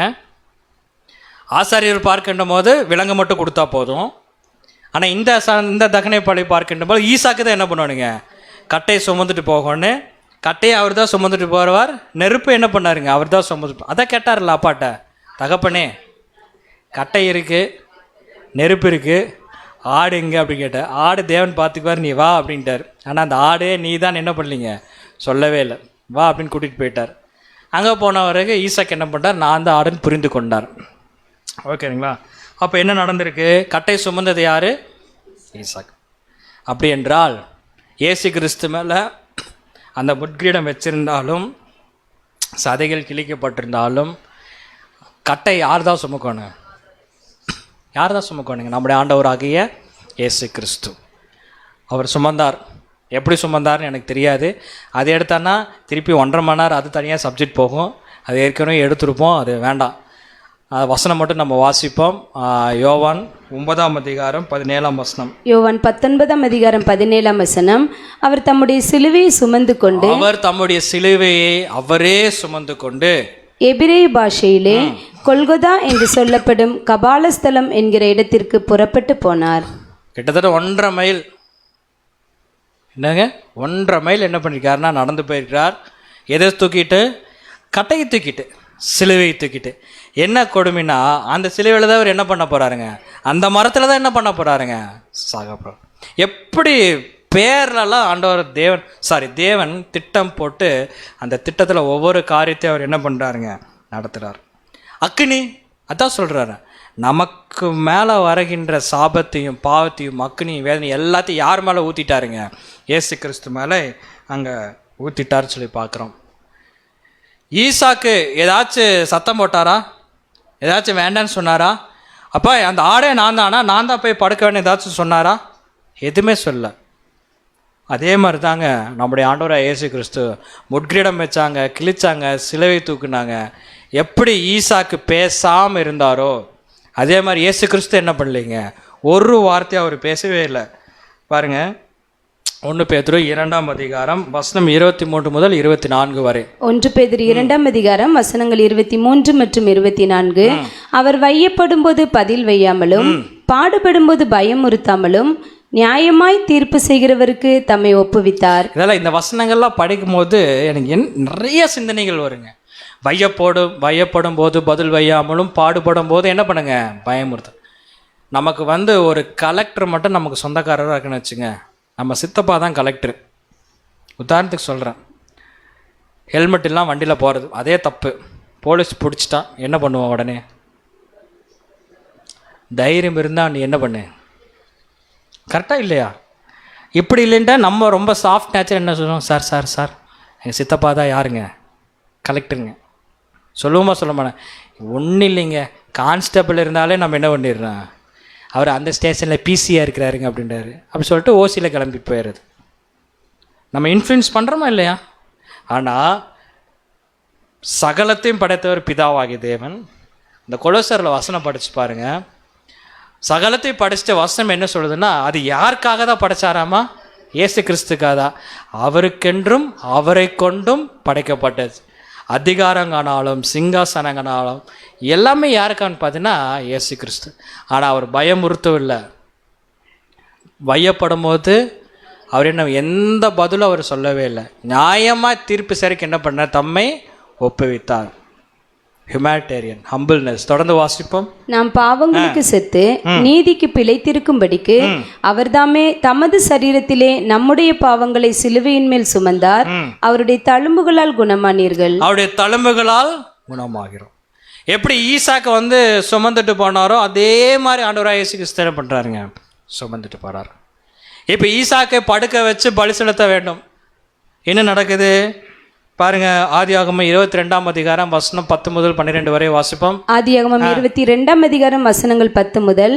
பின்பு ஆபிரகாம் தன் குமாரனை வெட்டும்படிக்கு தன் கையை நீட்டி கத்தி எடுத்தார். நல்லா பாருங்க, கட்டை அடுக்கியாச்சு. ஆபிரகாம் ஈசாக்கை படுக்க வச்சாச்சு. இப்போ ஆபிரகாம் கத்தி தூக்குறார். கத்தி தூக்கி இப்போ யாரை வெட்ட வேண்டும்? ஈசாக்கை எங்க வெட்ட வேண்டும். அப்ப என்ன நடக்குது? அப்பொழுது கர்த்தருடைய தூதனானவர் வானத்தில். யார் இந்த கர்த்தருடைய தூதனானவர்? ட்ரினிட்டி கிளாஸ் எடுக்கும்போது கிளியரா பார்த்துட்டு யாருங்க? மிகாயேல், நம்முடைய ஆண்டவராகிய இயேசு கிறிஸ்து. அவரே அங்க வரார். என்ன சொல்றார்? கர்த்தருடைய தூதனானவர் வானத்திலிருந்து ஆபிரகாமே ஆபிரகாமே என்று கூப்பிட்டார். அவன் இதோ அடியேன் என்றார். எப்படி பாருங்க, நம்முடைய ஆண்டவர் ஸ்டைல் மெய்யாகவே மெய்யாக அதே ஸ்டைல் அவர் என்ன பண்ணிருக்காருங்க? ஃபாலோ பண்ணிருக்காரு. எப்படி? ஆபிரகாமே ஆபிரகாமே, சரிங்களா என்று கூப்பிட்டார். அவர் இதோ அடியே நின்றார். என்ன சொல்றாரு பாருங்க. அப்பொழுது அவர், பிள்ளையாண்டான் மேல் உன் கையை போடாதே, பிள்ளையாண்டாள் மேல் உன் கையை போடாதே, அவனுக்கு ஒன்றும் செய்யாதே, நீ அவனை உன் புத்திரன் என்றும் உன் ஏகசுதன் என்றும் பாராமல். போதும். அப்படி என்றால் என்ன நடக்குது? ஆபிரகாம் ஈசாக்கு என்ன பண்ண போறாருங்க? வெட்ட போறார். உடனே அந்த தூதன் சொல்றார், பிள்ளையாண்டல் மேல் உன் கையை என்ன பண்ணாதே, போடாத அப்படின்னு. ஆக்சுவலாக ஆபிரகாம் யாரை வெட்டலைங்க? ஈசாக்க வெட்டல. ஆனால் ஒப்பு கொடுத்துருக்காரு, வெட்டல. எப்ரேயரில் படிக்கும்போது வெட்டிட்டாருன்னு இருக்கு மைண்டு. ஆனால் இதே சினாரியா தானே எங்கே படிச்சுட்டு வரோம், நம்முடைய ஆண்டவராக இயேசு கிறிஸ்துக்கு பிதாவாகிதானுங்க. இதே மோரியா மலையில் கொல்கொதா இடத்துல அதே மாதிரி அவர் என்ன பண்ணுறாருங்க, கட்டை தூக்கிட்டு போகிறார், சிலுவையில் இருக்க வைக்கிறார். ஆனால் அங்கே என்ன நடந்துச்சு தெரியுங்களா? அங்கே எந்த தூதன் வந்து இயேசு கிறிஸ்து மேலே கையை போடாதுன்னு சொல்லவே இல்லை. அங்கே சினாரியாவே மாறிடுச்சு. என்ன மாறிடுச்சுன்னா, அது ஆபிரகாம் ஈசாக்கு மேலே வெட்டும் போது உடனே தூதன் சொல்கிறார், ஈசாக்கு மேலே என்ன பண்ணாத, உன் கையை போடாதேன்னு சொன்ன அந்த மிகாயேல், அந்த தூதன், அவரோட லைஃப்பில் இதே மாதிரி ஒரு சம்பவம் நடக்கும்போது தேவன் ஏதாச்சும் பேசுவாரா அப்படின்னு பார்க்கும்போது அவர் எதிர்பார்த்தது ஒன்று தான். எப்படியோ ஒரு அங்கீகாரம் ஆபிரகாமுக்கு ஈசாக்கு கிடைச்சதோ அந்த மாதிரி ஏதாச்சும் கிடைக்குமான்னு பார்த்தா இயேசு கிறிஸ்து கடைசி வரைக்கும் பார்க்குறார், ஒரு அங்கீகாரம் கிடைக்கவே இல்லை. கடைசியில் தூதன் இங்கே பேசினார், அங்கே தேவன் என்ன பண்ணிட்டாருங்க, உங்கூட நான் என்ன பண்ண மாட்டேன், பேச மாட்டேன், அத்தனை பேர்த்தோட பாவத்தை நீ என்ன பண்ணி நீயே சுமந்து தீர்த்துரு, உன்னை நான் கைவிட்டுட்டேன்னு சொல்லி விட்டுட்டார்.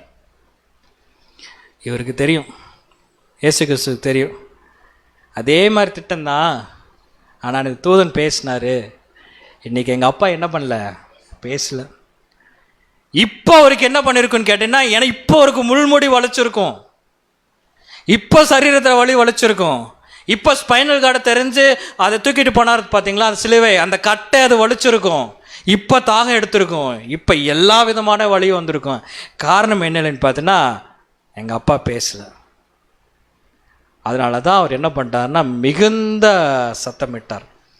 இது ஜனங்கள் தெரிந்து கொள்ள வேண்டும். எல்லா பேரலையும் அங்கே தூதன், அங்கே இயேசு கிறிஸ்து வந்து என்ன பண்ணார் தெரியுங்களா, காப்பாற்றினார். ஆனால் இன்னைக்கு காப்பாற்றுறதுக்கு யாருமே இல்லை. காரணம் என்னன்னா, இவரை காப்பாற்றிட்டா ஜனங்களை காப்பாற்றுறதுக்கு யாரும் இருக்க மாட்டாங்க. இன்னைக்கு நம்மளை காப்பாற்றுறதுக்கு ஒரு ரட்சகர் இருக்கிறார். இன்னைக்கு அவருடைய மரணத்தின் அந்த நாளை நினைவுக்கு ஒரு நாள் அவரை புசிக்கலாம், அவர் ரத்தத்தை குடிக்கலாம், அது நமக்காக சிந்தனால. அன்னைக்கு ஒரு வேளை இயேசு கிறிஸ்துவே தேவன் காப்பாற்றிருந்தாருன்னா நம்மலாம் வந்து ஜீவனுங்கிறதுக்கு ஒரு அர்த்தமே இல்லாமல் போயிடும். இப்போ ரோமர் 8ஆம் அதிகாரம் 22ஆம் வசனம், 32ஆம் வசனம். ரோமர் 8ஆம் அதிகாரம் 32ஆம் வசனம். தம்முடைய சொந்த குமாரன் என்றும் பாராமல், பாருங்க எப்படி ஆபிரகாம் ஒப்பு கொடுத்தாரோ அதே மாதிரி பிதாவாகி தேவன் தம்முடைய சொந்த குமாரன் என்று பாராமல் நம் எல்லாருக்காகவும், நம்ம யாருங்க அது, நம் எல்லாருக்காகவும் அவரை ஒப்பு கொடுத்தார். அவர் என்ன பண்ணிருக்காருங்க, ஒப்பு கொடுத்தார். அவரோட கூட மற்ற எல்லாவற்றையும் நமக்கு அருளாதிருப்பது எப்படி? இயேசு கிறிஸ்துவே ஒப்பு கொடுத்த தேவன் நம்ம ஆசீர்வாதம் கேட்கும் போது கொடுக்காமையா போயிடுவார்? அதைத்தான் அவர் கேட்கிறார். அவர் கண்டிப்பா கொடுப்பாருங்க, கண்டிப்பா கொடுப்பாரு.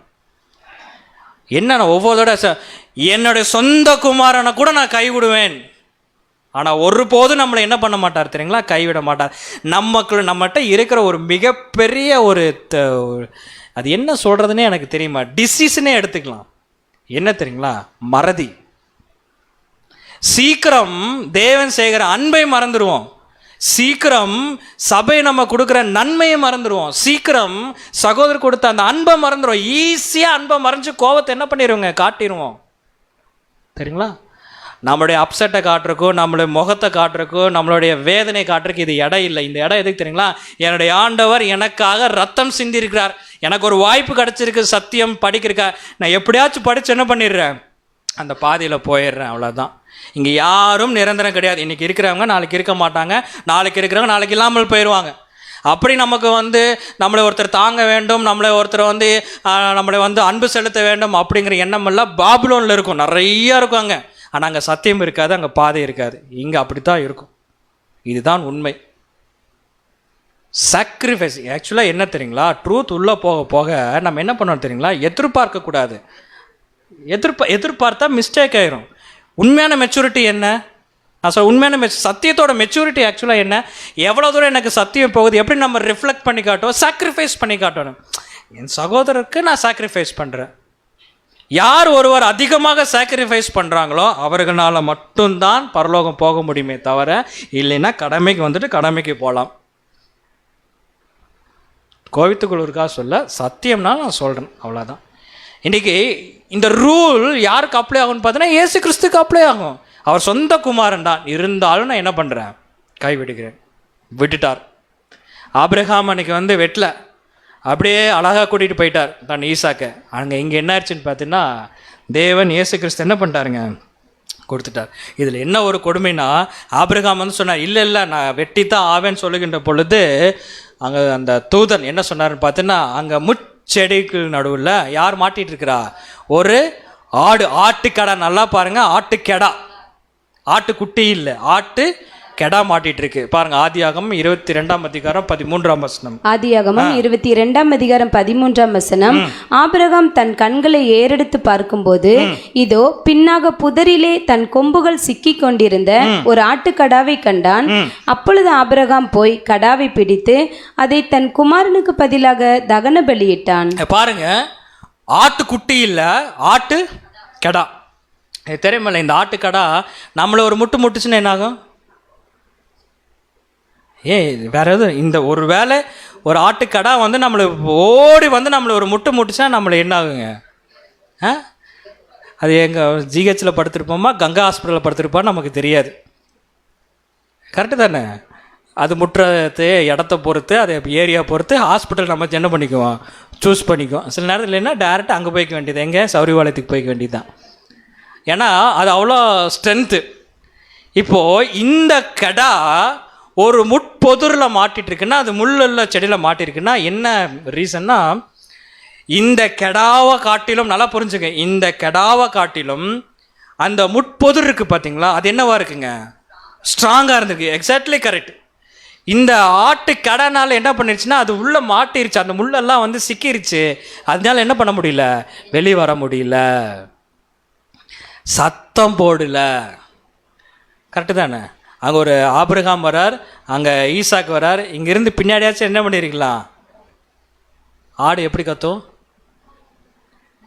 அது இப்போ ஆடு எப்படின்னு கத்துனே, யாரோ பூனை கத்துற மாதிரி கத்துறீங்க. Okay right. இல்லை நான் ஏன் இந்த கேள்வி கேட்டேன்னு புரிஞ்சுங்களா? ஏதாச்சும் ஒரு சிக்னல் என்ன பண்ணியிருக்கலாம், கொடுத்துருக்கலாம்ல. அது ஏதோ அம்மாவோ மாவோ ஏதோன்னு கத்தி என்ன பண்ணி சிக்னல் கொடுத்துருக்கலாம்ல. ஆனால் இன்ஸ்ட்ரக்ஷன் போயிடுச்சு. எதுக்கு, யாருக்கு, ஆடுக்கு என்னது, பேசவே கூடாது. என்ன பண்ணு, அப்போது அந்த ஆட்டுக்கடை என்ன பண்ணியிருக்கேன்னா, முட்பொதரில் மாட்டிட்டு இப்படியே இருந்திருக்கு. புரிஞ்சுதுங்களா? பேசவே இல்லை, எதுவும் பேசலை. ஆட்டு கொம்பு நல்ல ஸ்ட்ராங் உள்ளது. ஆனால் இப்போ எதில் மாட்டிருக்குங்க, உள்ள மாட்டிருக்கு. இது எதை அடையாளப்படுத்து தெரியுங்களா? நம்முடைய ஆண்டவராகிய இயேசு கிறிஸ்து. Obedience, sacrification, glorification.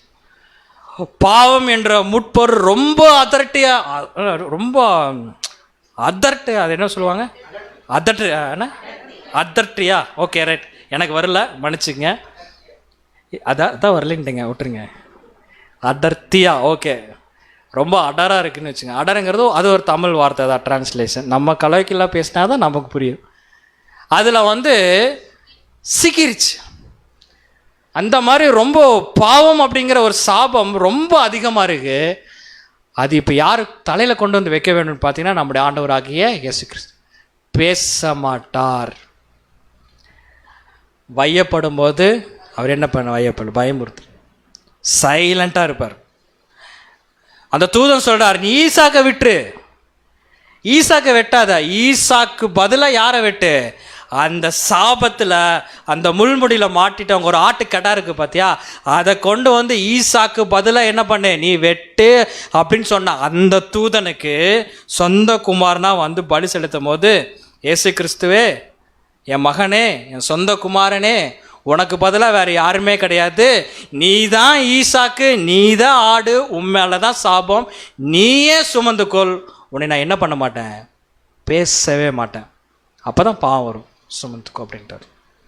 இயேசு கிறிஸ்து என்ன பண்ணா, சுமந்தார். அது சகோதரர் எழுதும் போது எப்படி எழுதுறாரு பாருங்க, வாசிங்க சிஸ்டர். அடர் என்பது முல்லை மதிக்கும் சாபத்தை. அடர் இருந்தால் என்ன சார், அடர்த்தி. இப்போ வந்துருச்சு பார்த்தீங்களா, அடர்த்தி. சரிங்களா? அந்த அடர்த்திக்குள்ளே எது மாட்டிருச்சு அப்படின்னு பார்த்தீங்கன்னா, இந்த கொம்பு மாட்டிருச்சு. அந்த அடர்த்திக்குள்ளே தான் இப்போ யார் இருக்கான்னு பார்த்தீங்கன்னா, ஆண்டவராகிய இயேசு கிறிஸ்து அங்கே இருக்கிறார். சாபத்தை நமக்கு நினைவூட்டுகிறது. சாபத்தை நினைவு கொடு. எந்த அளவுக்கு அடர்த்தி அப்படின்னா, அதுக்குள்ள ஆடு போச்சுன்னா வெளியே வர முடியாது. இயேசு கிறிஸ்து மேலே அந்த முட்கிரீடம் வெட்கின்ற பொழுது அவ்வளோதான், நீ அதிலிருந்து அவரால் என்ன பண்ண முடியாது, வர முடியாது. ஒட்டுமொத்த பாவமும் உள்ளே இறங்கிருச்சு. இங்கே புரிஞ்சுக்க, ஒட்டுமொத்த பாவம் இப்போ யாருக்குள்ளே இறங்கிருச்சுங்க? உள்ளுக்குள்ளே இறங்கிருச்சு. குழந்தைகள்லாம் படித்து மண்டலை ஏற்றும்பாங்கள்ல, அந்த மாதிரி நரம்பு உள்ளுக்குள்ள அப்படியே உள்ளுக்குள்ளே போயிருச்சு, எல்லா சாபம் உள்ளே போயிருச்சு. மற்றும் முச்செடிகள் ஆட்டுக்கடாவின் கொம்புகள் பிடிபட்டன என்று நமக்கு சொல்கிறது. இந்த தடிமன் குறிப்பாக, இந்த தடியா இருக்கு பாத்தீங்களா, இந்த அடர்த்தி தடிமன் குறிப்பாக ஆட்டுக்கடாவின் தலையை ஈடுபடுத்தியது. இது தலையில் வைக்கப்பட்டுள்ள முட்கிரீடத்தை நினைவு எப்படி அந்த தடிமன் அந்த அடர்த்திக்குள்ள அந்த ஆட்டுக்கடா மாட்டுச்சோ, அது எதை நினைவூட்டுதுன்னா நம்முடைய சாபத்தையும் பாவத்தையும் இயேசு கிறிஸ்து என்ன பண்ணிக்கிறாருங்க, முட்கிரீடத்தின் மேல அதை வாங்கி கொண்டார் அப்படின்னு படிக்கிறோம். வாசிங்க. ஆதாமின் சாபத்தின் அந்த பகுதியை பிரதிபலிக்கிறது. தீ செம்மறியாடு மரத்தின் மீது எரிபலியாக செலுத்தப்பட்டது, இயேசு சிலுவையில் மரித்தார் என. இப்போ ஈசாக்குக்கு பதிலாக எரிபலி அந்த கட்டைகள் மேல எது இப்ப சாகுதுன்னு பாத்தீங்கன்னா அந்த ஆடு சாகுது. அதே மாதிரி இயேசு கிறிஸ்து எல்லா இதையும் முடிச்சுட்டு கல்வாரி சிலுவையில் என்ன பண்றான்னு பார்த்தீங்கன்னா தன் ஜீவனை அங்கே விடுகிறார் என்பதை நம்ம பார்க்கின்றோம். இப்படி தாங்க எல்லாத்தோட சாபத்தையும் தேவனுடைய திட்டத்தையும் அவர் வாங்கி தேவனுடைய திட்டத்தை என்ன பண்ணுறாருன்னா அந்த இடத்துல நிறைவேற்றினார் என்பதை நம்ம பார்க்கின்றோம். பாருங்க, இன்னொரு இது வாசிங்க. 1000 வருட அரசாட்சி ஆண்டவராகிய இயேசு கிறிஸ்து மனித குலத்திற்கு சாபம், துன்பம், மரணம் அனைத்திலும் இருந்து விடுதலை கொடுக்கிறார். எப்போ? 1000 இயர்ஸ். இந்த பாயிண்ட் நல்லா புரிஞ்சுங்க. 1000 இயர்ஸில் ஆண்டவராக இயேசு கிறிஸ்து என்ன கொடுக்குறாராமா, மனித குலத்திற்கு சாபத்திலிருந்தும் துன்பத்திலிருந்தும் மரணத்திலிருந்தும் என்ன பண்ண அனைத்திலும் இருந்து என்ன பண்றாருங்க, விடுதலை கொடுக்கிறார். நித்திய மன மகிழ்ச்சி உண்டு பண்ணி அதில் மனம் மகிழ்ச்சியா இருக்கும்படி செய்கிறார். என்ன சொல்ல, நித்திய மன மகிழ்ச்சி என்ன பண்றாருங்க, கொடுக்குறாராமா. அப்போ அந்த ராஜ்யத்தில் ஜனங்கள் எல்லாம் என்ன சொல்லுவாங்க, ஜனங்கள் எப்படி இருப்பாருங்க?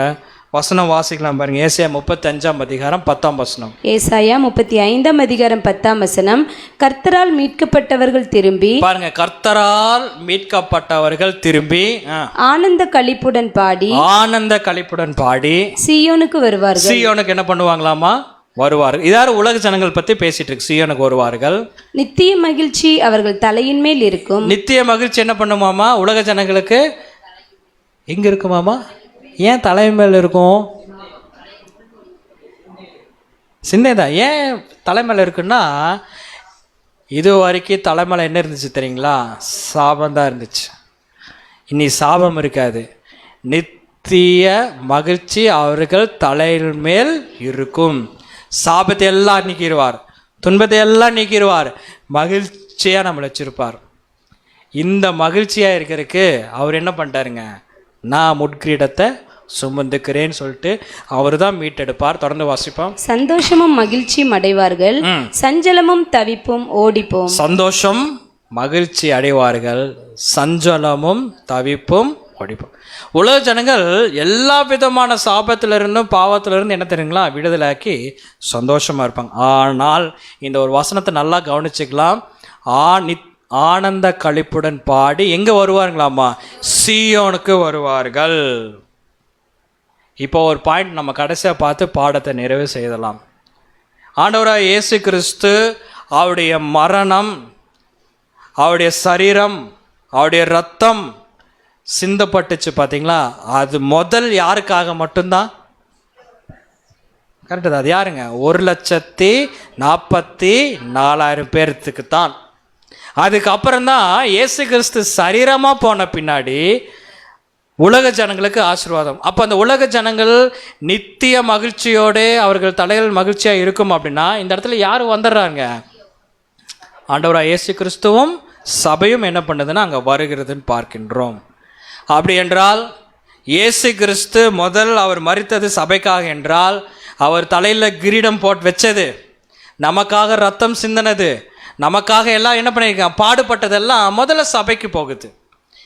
இப்போது இயேசு கிறிஸ்து மாதிரியே நாமும் இருக்க வேண்டும் என்றால் நம்ம தலையில் என்ன கொண்டு வந்து வைக்க வேணும்? கிரீடம் வைக்க முடியுமா? வச்சா நம்ம தாங்குவோமா? நம்ம கூட தாங்கிக்கலாம், ஆண்டவரை வச்சிருங்க செத்தாசான. ஆனால் உண்மையாக சொல்கிறீங்கன்னா நம்ம கிரீடம் நம்ம தலையில் வச்சு கஷ்டப்படுறதை யார் விரும்ப மாட்டா? ஆண்டவர் விரும்ப மாட்டார். நீங்கள் கஷ்டப்படக்கூடாது தான் நான் என்ன பண்ணியிருக்கிறேன், கஷ்டப்பட்டிருக்கேன். அப்போ யாரும் நம்ம தலையில் கொண்டு வந்து கிரீடத்தை என்ன பண்ண மாட்டாங்க, வைக்க மாட்டாங்க. First point. யாரும் நம்மளை என்ன பண்ண மாட்டாங்க, அடின்னு அடித்து நம்ம சதையை கிழித்து நம்ம ரத்தத்தெல்லாம் யாரும் என்ன பண்ண மாட்டாங்க, எடுக்க மாட்டாங்க. Second point. நம்ம ஒன்றும் 60 கிலோலாம் தூக்கிட்டு மலையில என்ன பண்ண வேண்டியதில்லை, சுமந்து போக வேண்டிய அவசியம் இல்லை. கைகளை காலில் யாரும் என்ன பண்ண மாட்டாங்க, ஆணி அடிக்க மாட்டாங்க. உலகமே ஊரே பார்த்துருக்க சும்மா நம்மளை வந்து நிர்வாணியாக என்ன பண்ண மாட்டாங்க, நிற்க வைக்க மாட்டாங்க. யாரும் நம்ம முகத்தில் என்ன பண்ண மாட்டாங்க, காரி துப்ப மாட்டாங்க. அப்படி என்றால் நம்ம கிறிஸ்துவின் சரீரமாக மாறுறதுக்கு நம்ம என்ன செய்ய வேண்டும், என்ன செய்ய வேண்டும் பார்த்து, நம்ம கிறிஸ்துவின் சரீரமாக மாறுறதுக்கு நம்ம என்ன செய்ய வேண்டும்? யார் எதுவுமே பண்ணாமல் எதுவுமே பாடுகள் பாடுறதுக்கு நம்மளே ஏற்பாடு பண்ணிக்க வேண்டுமா? இந்த பாடத்தின்படி நான் ஒன்று சொல்லட்டுங்களா? இயேசு கிறிஸ்து அந்த கிரீடத்தை கொண்டு வந்து தலையில் வச்சோடனே எது பாதிப்பாச்சு? கண், மூக்கு, வாய், காது, அதுக்கப்புறம் போன்ஸ், ஜாயின்ஸ் பெயினாக இருந்தால் நம்மளால் நடக்க முடியுமா? யோசிச்சுப்பா, நடக்க முடியாது. அப்படி என்றால் ஒன்று செய்யலாம். இந்த வருஷம் மெமோரி தீமெல்லாம் கிடையாது, ஆனால் ஒவ்வொரு வருஷம் நம்ம செய்ய வேண்டும். அந்த ஆண்டவராகிய இயேசு கிறிஸ்துவின் சரீரமாக பாவிக்கப்பட்ட அந்த அப்பத்தையும் அந்த திராட்சை ரசத்தையும் நாம் எடுக்கின்ற பொழுது ஒரு விஷயத்தை நம்ம நினைவில் கொண்டு வரலாம். அது நமக்காக சிந்தப்பட்ட இரத்தம், நமக்காக பிக்கப்படுகின்ற அப்பம். நம்முடைய பேச்சு, நான் சொல்கிறேன், நம்முடைய பேச்சு, நம்ம வாயை திறந்து பேசினா எது மட்டும் பேசலாம்? சத்தியம் மட்டும் பேசுவோம். வேறு எனக்கு சொல்லலை, என்னை கேட்கல, எனக்கு அது பண்ணல, இது செய்யலை, குறையை நம்ம என்ன பண்ணலாம் தெரியுங்களா? முற்றிலுமாக நீக்கிடலாம். வேண்டாம். இந்த வாய் எதற்காக தெரியுங்களா? பேசுறதுக்காக மட்டும்தான். எதை பேச வேண்டும்? சத்தியத்தை மட்டும் பேசும். அதே மாதிரி கண்ணுங்கிறது சத்தியத்தை பாரு நான் சொல்லவே இல்லை. கண் எதை குறிக்கிறேன்னா ஹம்பிள்னஸ், கண்ணிலே தெரியும். அன்பு, லவ், அதே மட்டும் நம்ம என்ன பண்ணுவோம்? கேட்போம். அதே மாதிரி காது, சத்தியத்தை மட்டும் கேட்போம், நல்ல விஷயத்தை மட்டும் என்ன பண்ண. நெகட்டிவாக சொல்கிறேன், ஈவில் ஸ்பீக்கிங் வருதுச்சா, இவர் சரியில்லை அவர் சொன்னால் என்ன பண்ணுவோம்? அதை கேட்க வேண்டிய அவசியம் நமக்கு தேவையே இல்லைங்க. அதே மாதிரி ஹைப்பர் வால்யூமிக்ஸ் வைக்கும் போது எது ப்ரெஷர் அதிகமாகும்னு பார்த்தீங்கன்னா ஹார்ட்டு. இந்த ஹார்ட் நம்ம ப்ரெஷர் ஆக வேண்டிய அவசியம் இல்லை. சோதனைகள் வரும், அவரோட கூட பாடுகளை அனுபவித்துமானால் அவரோட சேர்ந்து ஆளுகை செய்வோம். பாடுகள் வரட்டா தேங்க்யூ காட் சொல்லுவோம், நன்றி ஆண்டவரே எனக்கு நம்ப கொடுத்துருக்கிறீங்க. ஹார்ட்டு துடிக்க வேண்டாம், பட்டு துடிக்கலாம். என் சகோதர சகோதரிக்காக என்ன பண்ணலாங்க, துடிக்கலாம். கோவத்தில் என்ன பண்ண வேண்டாம், டென்ஷனாகி உருண்டும் அதெல்லாம் துடிக்க வேண்டிய அவசியம் இல்லை. அதுக்கப்புறம் போன்ஸ் எதை அடையாளப்படுத்தும்? விசுவாசம். இதில் உறுதியாக இருப்போம். வேறு எதுவும் தேவன் நம்மகிட்ட என்ன பண்ண மாட்டாங்க, கேட்கவே மாட்டாங்க. இனி வருகின்ற காலப்பகுதியில் நம்முடைய சாபத்தையும் எல்லாத்தையும் அவர் சுமந்துட்டார். முட்கிடம் அவர் மேலே சூட்டப்பட்டிருக்கு என்பதெல்லாம் உணர்ந்து அவர் நமக்கு மட்டும் ரட்சிப்பை கொடுக்க போகிறதில்ல, அவரும் அவருடைய சேர்ந்து நம்ம உலக ஜனங்களுக்கு என்ன பண்ண போகிறோங்க, ரட்சிப்பை கொடுக்க போகிறோம் என்பதை இந்த பாடத்தின் மூலமாக நம்ம தெளிவாக பார்த்துள்ளோம். தேவன் நாம இந்த வார்த்தைகளையும் இந்த சத்திய பாடத்தையும் நமக்கு ஆசீர்வாதமாக தருவாராக. இந்த பாடத்தில் ஏதாச்சும் கேள்வி இருந்துச்சுன்னா பாடம் முடிந்த பின்பாக எங்கிட்ட தனிப்பட்ட முறையில் கேளுங்க, உங்களுக்கு நான் பதில் சொல்லுகிறேன்.